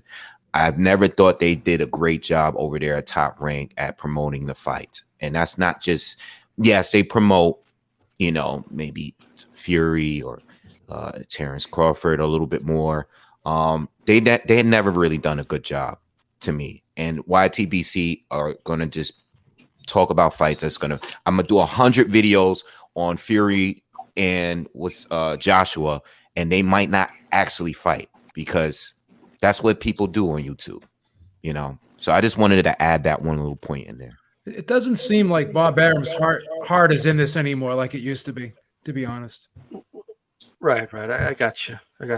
Boxer Girl, what are your thoughts, Ramirez Taylor, on that fight? And well, you know, it doesn't seem, maybe in Chicago there's buzz about it. Maybe I don't know. Like what's the buzz like for you? Well, for me, because I'm a boxing fan, I cannot wait for this fight. And I know about it. I think that with what is going on right now, with all there's so much going on with all the fight that's coming up, and then all of a sudden this Mayweather Paul, and so Top Rank is just like kind of like slithering under, like, I don't know. It's crazy. I think we will hear more about it after this Canelo fight. I'm hoping that Top Rank step up and like just flood with advertising after this. But I don't know if they will. But as far as my opinion on this, I can't fucking wait for this fight. That is going to be, I can't wait. I'm thrilled for this. I'm not thrilled for Mayweather and Paul. No, but that I can't wait. So I think that they might step up. Excited. I got your hat. For the Paul brothers. Come on. I got your hat. Yeah. Hey, Amilcar, what do you make, man? No buzz, it appears. Or maybe in New York they're buzzing about this. I don't know. I mean, tell me. There's no buzz. Yeah. As you guys will remember, the first roundtable overtime I did, this is what we talked about. I think it was about 3 weeks ago, and I couldn't believe that this fight was getting such little attention. And I've had the same experience. I mentioned it multiple times as Boxing Wave with using the ESPN app. It's super confusing. You got to push 9 buttons. It doesn't remember where you were last were when it kicked you out from watching the fight. He cut off on me. He's got that taco internet. He cut off. He cut off. I can't say it's New York because Boxing Wave's in New York and he still has internet. So, like, I don't know. I'm not live? Oh, now you are. now. Go ahead. Yeah. Go ahead. I don't know what happened there. So I'll just jump right into what I was going to say about the promotion. By this time, we'd already had an episode of like the Teofimo Lopez Lomachenko fight, you know, where they were like getting us all hyped up. They had a bunch of episodes for that in the lead up to that fight. In the weeks leading up to that fight on ESPN, they would talk about it every single card. You know, Josh Taylor signed with Top Rank to specifically take his career to the next level and become a star in the United States. He felt that the path to doing that was Top Rank and not Matchroom, which he was with throughout the World Boxing Super Series, I think on a fight-by-fight basis. That was looking like a big mistake. Like, he's got this fight, but there's not been any push for it at all. And what more do you want? These two guys can speak well. There's a respectful animosity there. They're both super confident about winning. They both have 2 titles, and they both have interesting backgrounds and stories that would be great source material for lead-in shows and the kind of things we always see with fighting. You know, the Chris Arreola fight that we just saw with Andy Ruiz had so much more pre-fight stuff. Not even just the episodes, but like all of the kind of surrounding things, whether it's the first video to get you hyped up, whether it's sneak peeks into their gym while they're training. Like, there's so much material it did seriously drop the ball. This was on all of our lists at the beginning of the year of biggest fights we wanted to see this year. And it's not being treated like that at all by ESPN and Top Rank. It has fight of the year potential, and it's just fallen on the wayside. Well, look, everyone's kind of giving their thoughts on that, man. And all I got to say is the following. I think it's pretty simple. In Bob Arum's mind, I already got my money. Okay, ESPN already paid me for the slot. I ain't going to waste no more money. I already got it. I think that's what it is. I don't think Arum, I think he's wrong about this, but I just don't. I think Arum doesn't think about the money on the back end he'll make if he spends a little bit of money. I think he's really frugal with the money he spends. You know what I mean? And it's true. If true, what you just said is actually, it's actually in part one of the main reasons why these major networks are not putting the money for boxing anymore. Yeah. Yes. That's one of the main reasons why some of these major networks are actually cutting ties with the boxing game, because of this little skin being pulled by promoter. Got your money? Deal with it. No, when they give you a certain amount of money, it's expecting that you're gonna blow the hell out of these fights, because they want people to sit down in front of the TV sunk into their network. And if you just put it in, halfway jobs, then eventually a businessman never likes to lose money. And when they pay a certain amount, expecting with a certain expectation, and the expectations are not met, you might get a second chance, but they ain't no dummy to lose money 3 times in a row. So if in fact Bob Arum is doing what you're saying, that's part of the reason why boxing at a relationship level with the networks is losing credibility. And I'll say this, look, if I'm Bob Arum, it's worth telling Ramirez, hey, I'm going to buy you a ticket. Go take your wife to the Canelo fight this weekend. Taylor, I'm going to buy you a ticket. Go take your wife. We'll pay for the hotel. Just show up. All the media, a lot of people from around the world are going to be there. And just what they say, you want to do an interview, say yes. Do a quick interview with them. That's the way to go. I mean, you would think, right? You're going to run into Billy Joe. You're going to run into Tyson Fury. You might run into Eddie Hearn. Who knows? When you're sitting front row, they may put the camera on you. You know what I mean? So just little things like that, they're not doing it. If I'm Bob Arum, I'm calling ESPN. I'm calling Max Kellerman, and I'm saying, hey, let's get Ramirez and let's get Taylor on First Take. Come on, let's do it. Like, I'm doing it religiously. I'm calling the execs. It's sad, man. Fight. ESPN Saturday night. Let's do it. But they're not doing it. Man. If I was promoting, absolutely should be there at the fight this weekend. I think it. Look, I do not like to see what's going on with boxing and the Paul brothers. But one thing I give the Paul brothers, they have learned how to promote themselves. Of course, they've been doing it on YouTube for years. Exactly. Look at this Jake Punk. He shows up to his brother's press conference, takes Mayweather hat. It's all over Instagram with millions. Which was planned. Hair plugs. Which was planned. Exactly. We're going to talk about all that, guy. We're going to touch on that next, but got your hat. He also did it at the UFC event, right? So just to go around again, all right? I'm glad you mentioned that, Wave, because that's what we're going to touch on next. Mayweather against, I wrote down Tater, I don't know why, but Paul, Logan Paul, his brother shows up, takes his hat. Clearly, I agree with you. It looked planned. But now Mayweather's saying, hey, I want to fight both of them on the same night, which I do believe would sell. Like, I do believe that would sell. He's saying he wants to kill him and all that. Well, what do you make of that? What are your overall thoughts on this circus, Boxing Wave? All right. Well, real quick, I just want to say that we are missing out the fact that Bob Arum did go on record and slander some of his own fighters several times. Correct. About their own worth. And this is their promoter. Just compare what he's doing to what Eddie is doing. He's trying to sell his fighters, where Bob is like, he's not into this whole social media new way of promoting. He's just not into it. All right. So that I just wanted to make that one last point on the other topic. As far as Jake Paul and Logan Paul thing, I knew it was coming because if you ask people about Logan Paul, they think Logan Paul is Jake Paul. They don't know that Logan Paul and Jake Paul are brothers, and they think that the guy that Floyd is fighting was the guy that knocked out Nate Robinson. So if you're not really following the Logan Paul KSI YouTube battles that they had, you might not even know that Logan is a different, totally different person. So when I saw Jake Paul take his hat off today, I said, oh, okay, that makes sense, because you need to hype it up a little bit more, because Logan is kind of chill. He's not like Jake.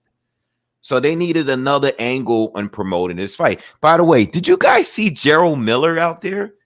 No, I didn't. How come I was the only one that noticed that the guy in the blue hat that's with Mayweather that looks like a bodyguard, that's Gerald Miller. You gotta watch this brawl again. Oh, I gotta go back and watch that. That's Gerald Miller. Totally missed that. He has the same mohawk haircut with the hat up high over his. I'm like, what is Gerald Miller? Is he doing security? Like, what's Did he have a TMT hat on? Was it a TMT hat?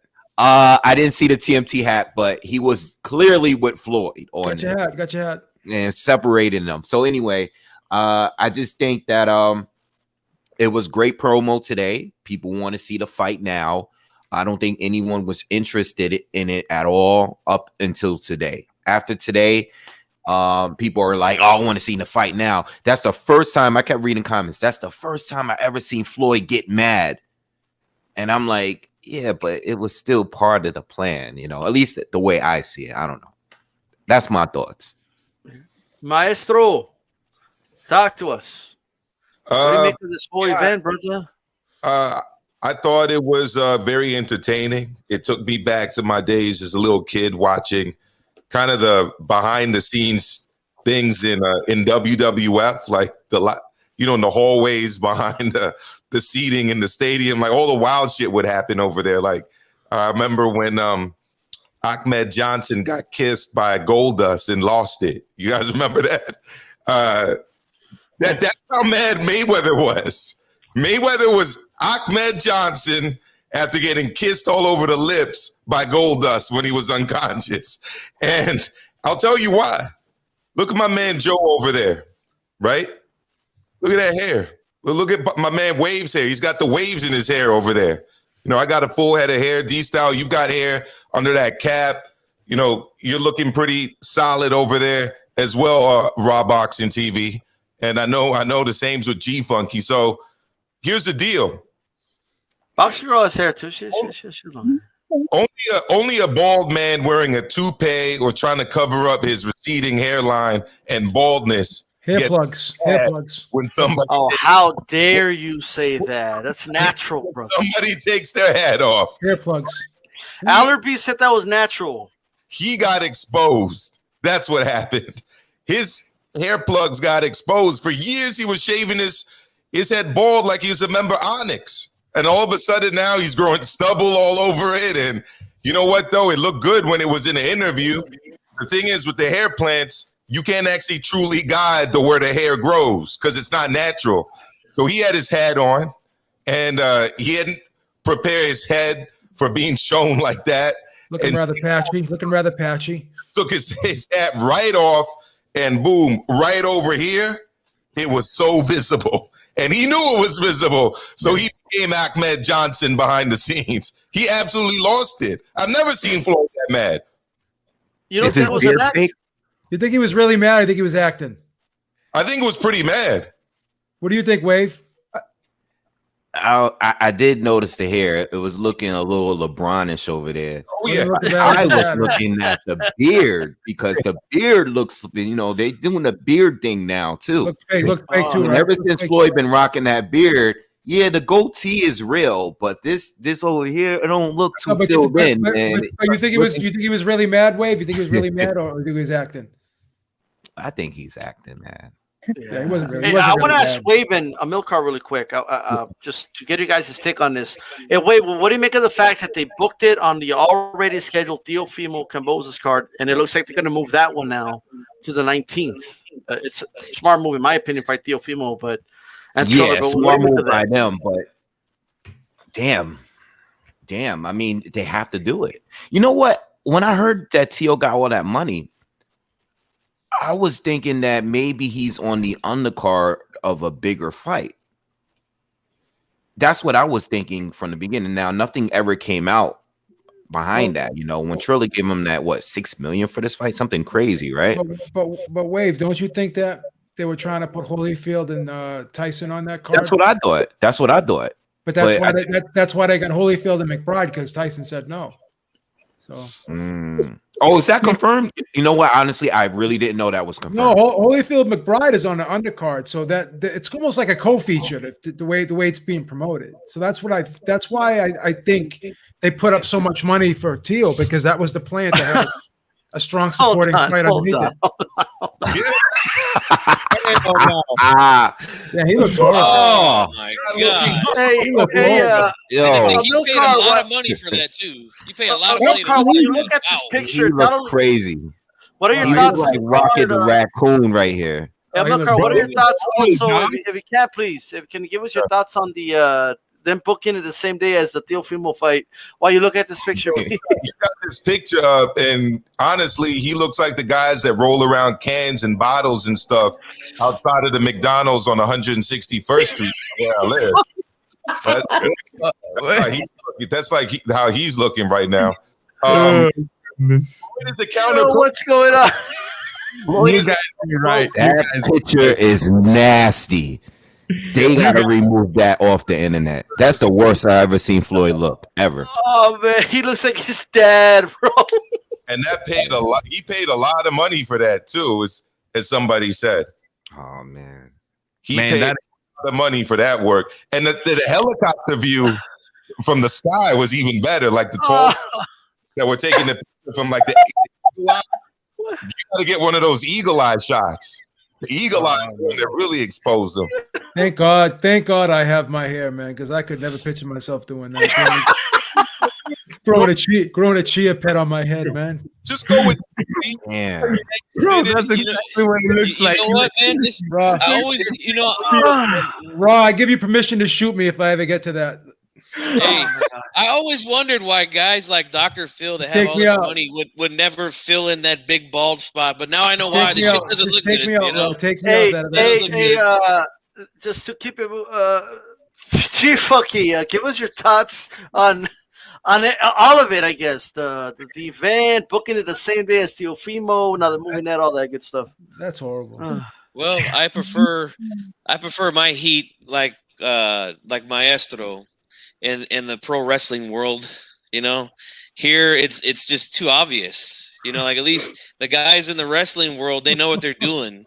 They can make it believable to some people, but it was so obvious. I mean, you're telling me a guy with the superb reflexes and great defensive wizardry of a Mayweather will allow Jake Paul to just snatch his hat off like that without blocking it or moving or something? He just stood there, let him do it. Like that was so fake, man. And then he paid thousands of dollars to look like this. Like, I mean, man, thank God he's got money. Thank God he's got money. Does he really? Does he really got money? Well, that might be in question too. Maybe that's why he's fighting this guy. But this is typical. This is typical Floyd. Canelo's getting a lot of attention because he's getting ready to have a big fight in front of 70,000 people.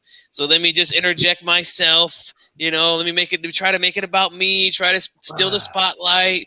The same nonsense from Floyd Mayweather. I wish the guy would just go away. If you're not going to fight somebody for real, then I don't want to see you back in the ring anymore. I don't want to see you fighting a YouTuber who's lost his only fight. The fuck out of here with this. But G-Funk, he's got to pay his taxes. You're going next, Joe. No, hold on. Go ahead. I'm just. All I'm saying is he's just got to pay his taxes. It's not a big thing. I just want to make an important statement on this. Go ahead. Look, it's all about the money. He's the money team. We all know he's a shrewd businessman, right? He paid full price for the top, and he got a half off for the job on the beard. So money team's doing great. The beard transplant came with a 50% discount. I just saw what you saw, Boxing Wave. That's not a natural beard. That's not a natural at all. Nah, it looks So- terrible. Beeb, give us your overall thoughts on this, brother. You gotta let the guy pay his taxes. I mean, that's not his fault. He's a little behind, right? He's got to catch up, right? He's on a 20-year plan. I mean, what do you expect? A lot of money. Tell us He's how on you a- really feel, though. He's on a 20-year plan. This is what he has to do to pay these taxes. He's got to, look like a chia pet. Hey, can he get a tax deduction with that hairdo? Like, He's got to pose as a chia pet and let people snatch hats off his head. This is what it's come to, right? Hey, Joe, is it a smart move for them to move the Teofimo Triller card? But you have done it. Would I have moved it? Yeah. Yeah, probably, because anything these Paul brothers touch, it's gold. I think these Paul brothers are bigger than him right now. Oh yeah. No, come on. No, Yes, they are. Yes, they are. Yes, they are. Yes, Like they they're are. taller than him, but who isn't taller? No, they're bigger than him. They're In bigger than him. popularity right now, the Paul brothers are bigger than they're there competing with Canelo. Why is everyone fighting the Paul brothers?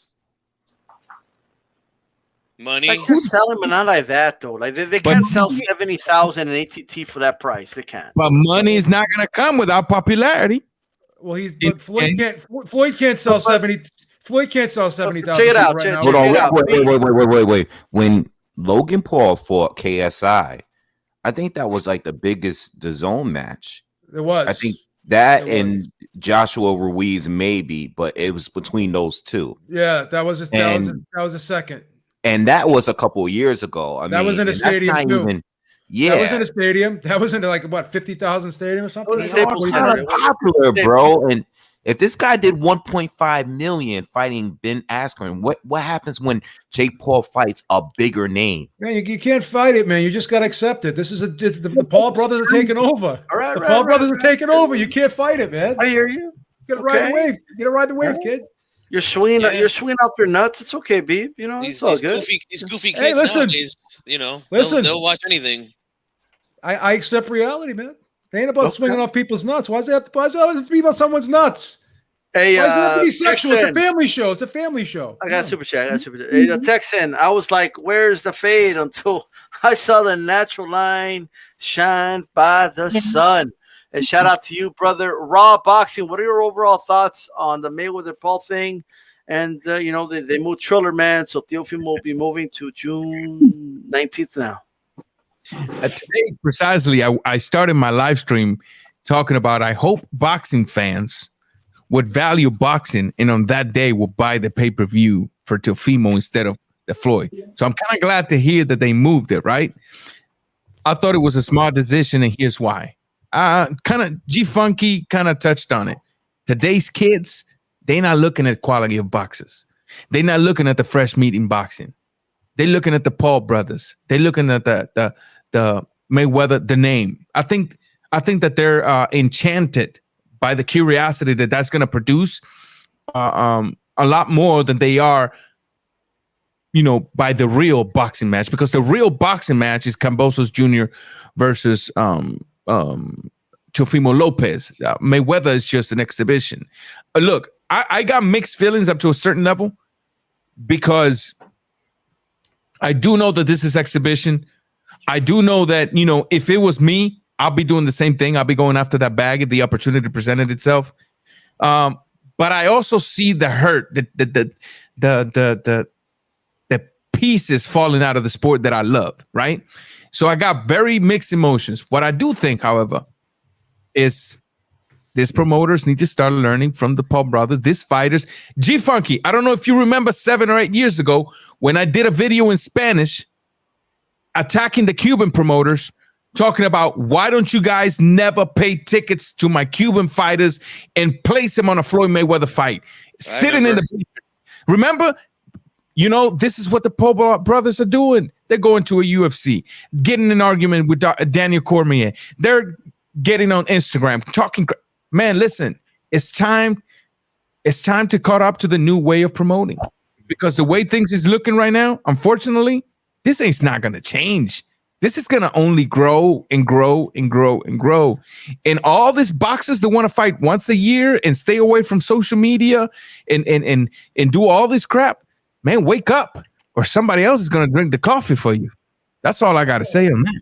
You know, the fade, the chia pet. Look, I gotta be real with you. Floyd Mayweather looks homeless on this one.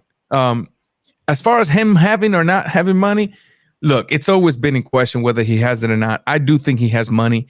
The dude has investments. Now, does he have as much as he claims to have? I don't think so. No, he's hurting. But well, maybe. He's hurting, bro. No, he's hurting. Maybe, but he's not liquid. He's not liquid. He's not liquid.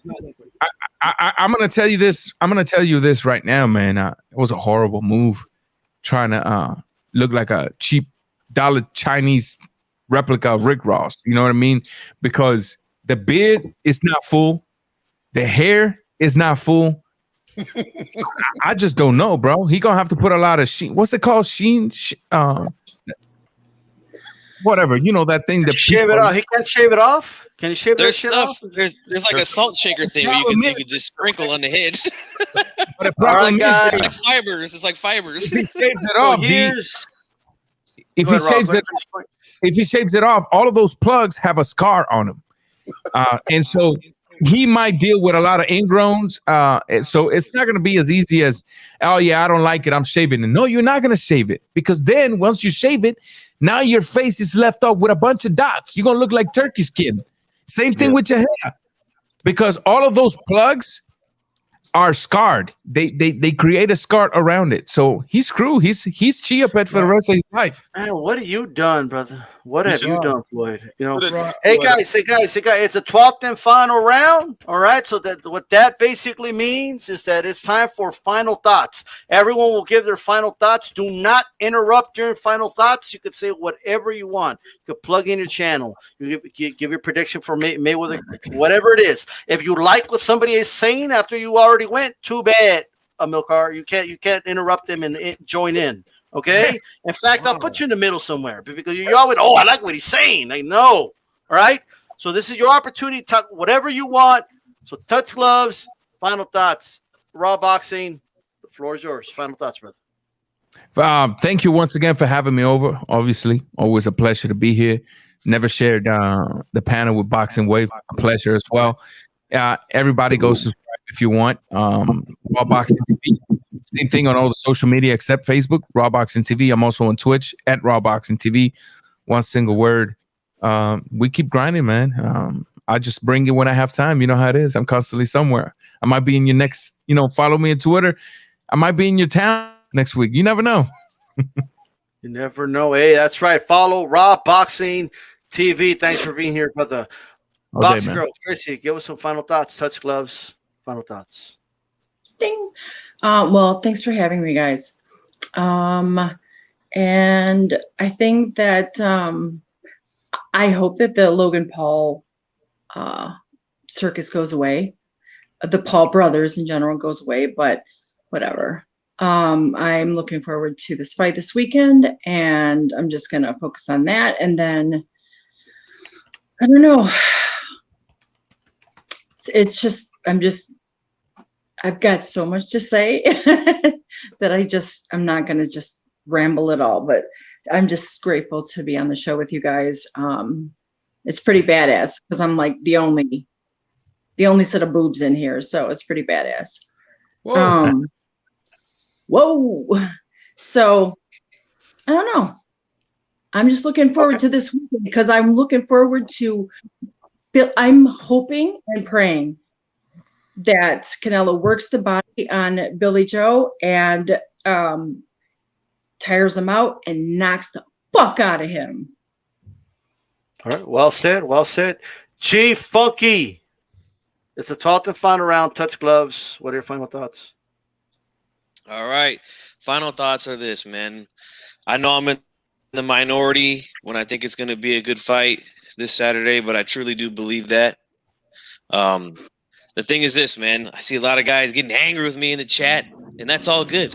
All right, but just remember what you're getting angry at me for. Okay, all I'm saying is this: the guy's got a history of having issues with guys that can move. I believe Billy Joe Saunders can utilize some movement to give him some trouble. I still think Canelo's going to win the fight. And, I want to see him make those improvements. But I'm not just going to ignore that. I mean, I'm not just going to ignore the wild scorecards in a lot of these fights. I'm not going to, let you guys just sweep that under the rug. Like, that has to be taken into account anytime that he's in a close fight. And I think this is going to be a close fight. I'm finally on a panel here where I got 3 other guys that agree with me that Lara beat him fair and square, And, that's 4. That's 4 now. So, hey, you guys just got to learn how to take criticism out there, okay? I know you guys all love Canelo, and you get your feelings hurt sometimes, but you know what? He's not God, okay? He's got some weaknesses, okay? If you can clean him up, that's great. I want to see him do it. I'm not just going to assume like you guys do out there. Oh, he's just so much better. He's so much better with it now, but, like, I haven't seen it yet. I just haven't seen it. All I'm saying is I want to see it happen. That's it. If you guys got an issue with that, then, hey, that's your problem, man. But I gave you guys an opportunity to come see me on the channel yesterday. Nobody wanted to show up. We had the phone lines open as well. We got a couple calls, and that's it. So, hey, you guys had your shot, man. But enjoy the fights this weekend. I'm going to enjoy it because I think it's a good fight, man. And Floyd, you got to go somewhere with that hair, man. That looks like you're missing a lot of sod on that fairway, all right?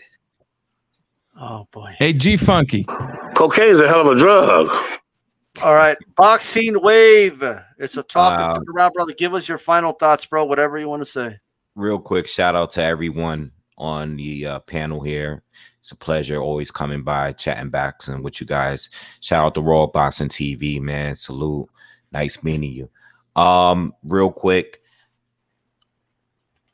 I got Canelo winning on points, but I also think that this is probably one of my favorite Canelo matchups. This is a fight that I wanted to see even at 160. I do like Billy Joe Saunders. I mean, outside of the ring, he's a little bit of a clown, but inside of the ring on his best night, I do like watching him. I do like him. So I think he has some sort of a chance, but I got Canelo winning this one on points. But I think Billy Joe's going to do well early in the fight. Real quick with Floyd. I think Floyd, I don't think he's broke. I don't think he's as rich as we think he is, but I don't think he's broke neither. I just think that Floyd needs the attention on him. I think he doesn't like when people's like focusing on everybody but him. I do think the Paul brothers, really Jake Paul, is like Tekashi 6ix9ine when it comes to hip hop. He just knows how to run the show. He knows how to promote himself, and he'll do whatever he has to do in order to get the attention. And that's what the Paul brothers is doing with boxing right now. It's a lot of money in boxing, and he's proving it right now. And no one should really be mad but the boxers themselves, because the boxers are not doing what they need to do on their part, and the promoters as well. All right. And that's pretty much it.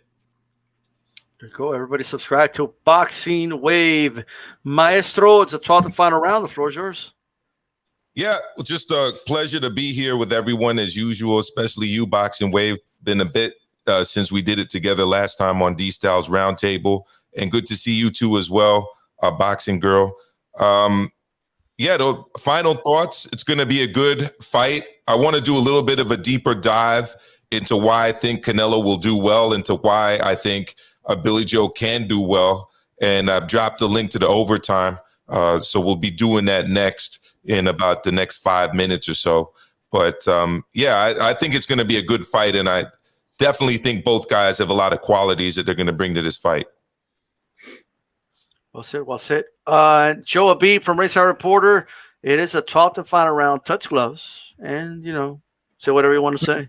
Thank you so much. I'm glad you put me last because I got a ton of stuff to say. First of all, a lot of hate with the Paul brothers. I was listening to an interview today with Adrian Granados, and he was asked a question about the Paul brothers, and someone mentioned to him, well, do you think that you should go on social media, like more fighters should be like them and go on social media and try to promote themselves and become more of a social media presence? You know what his answer was? No, I don't. I don't think so. Why should I have to go on social media? I'd rather take that time and spend time with my family and do this, that, and the third. Once again, you got to be able to walk and chew gum at the same time. I mean, you can always fit that into your life. So I think a lot of people still don't get it, how vital social media is, not only in boxing but in a lot of areas when it comes to business. Let's talk about this fight. I'm hearing so much about movement. But like I said on G Funky's show yesterday, not all movement is created equal. It's not. When you go and you look at that Lara fight, and I watched that fight today, as a matter of fact, again, and I scored it for Lara again, probably the 15th time that I watched the fight. Fire! I can't watch that. I can't watch that fight anymore. So when I watched that fight, I agree. I looked at the feet. Lara's feet was never more than 3 feet away from Canelo's feet, his front foot. They were never more than 3 feet apart. So he was moving, but he always was in range to counter. Always in range to counter. And as soon as Canelo would come and attack him, when he moved, he would stop and fire. Billy Joe Saunders is not a counterpuncher.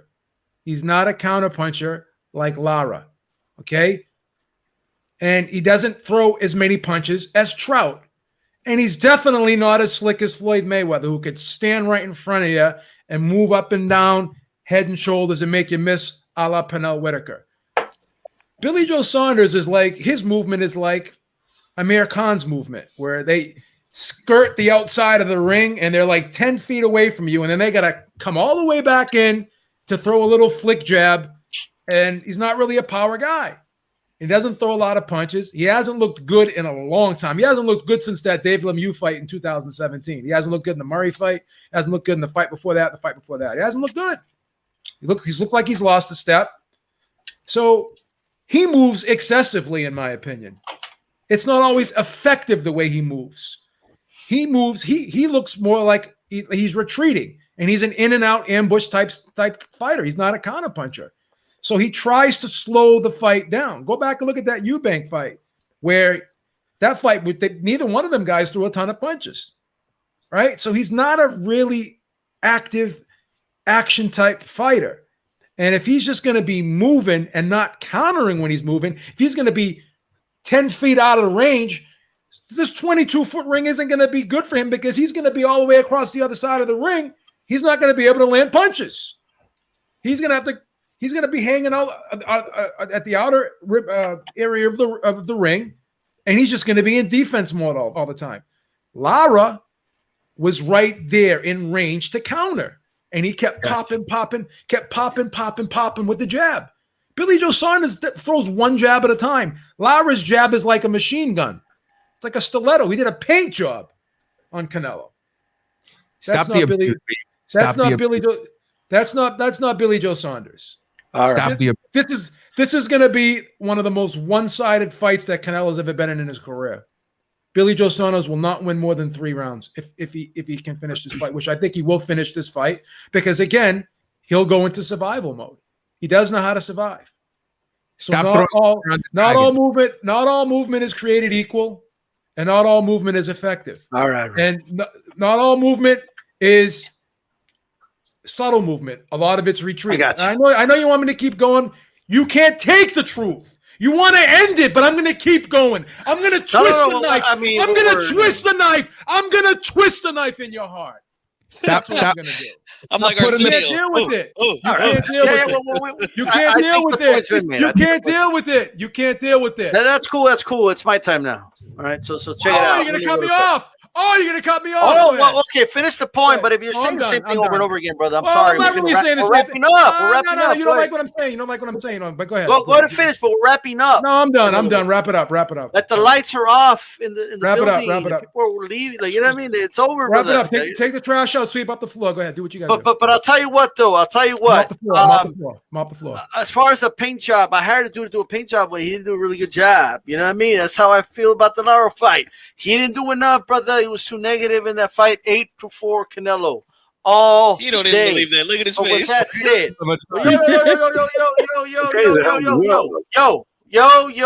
I'm speaking. Okay, Gotta let him burn. Listen to me.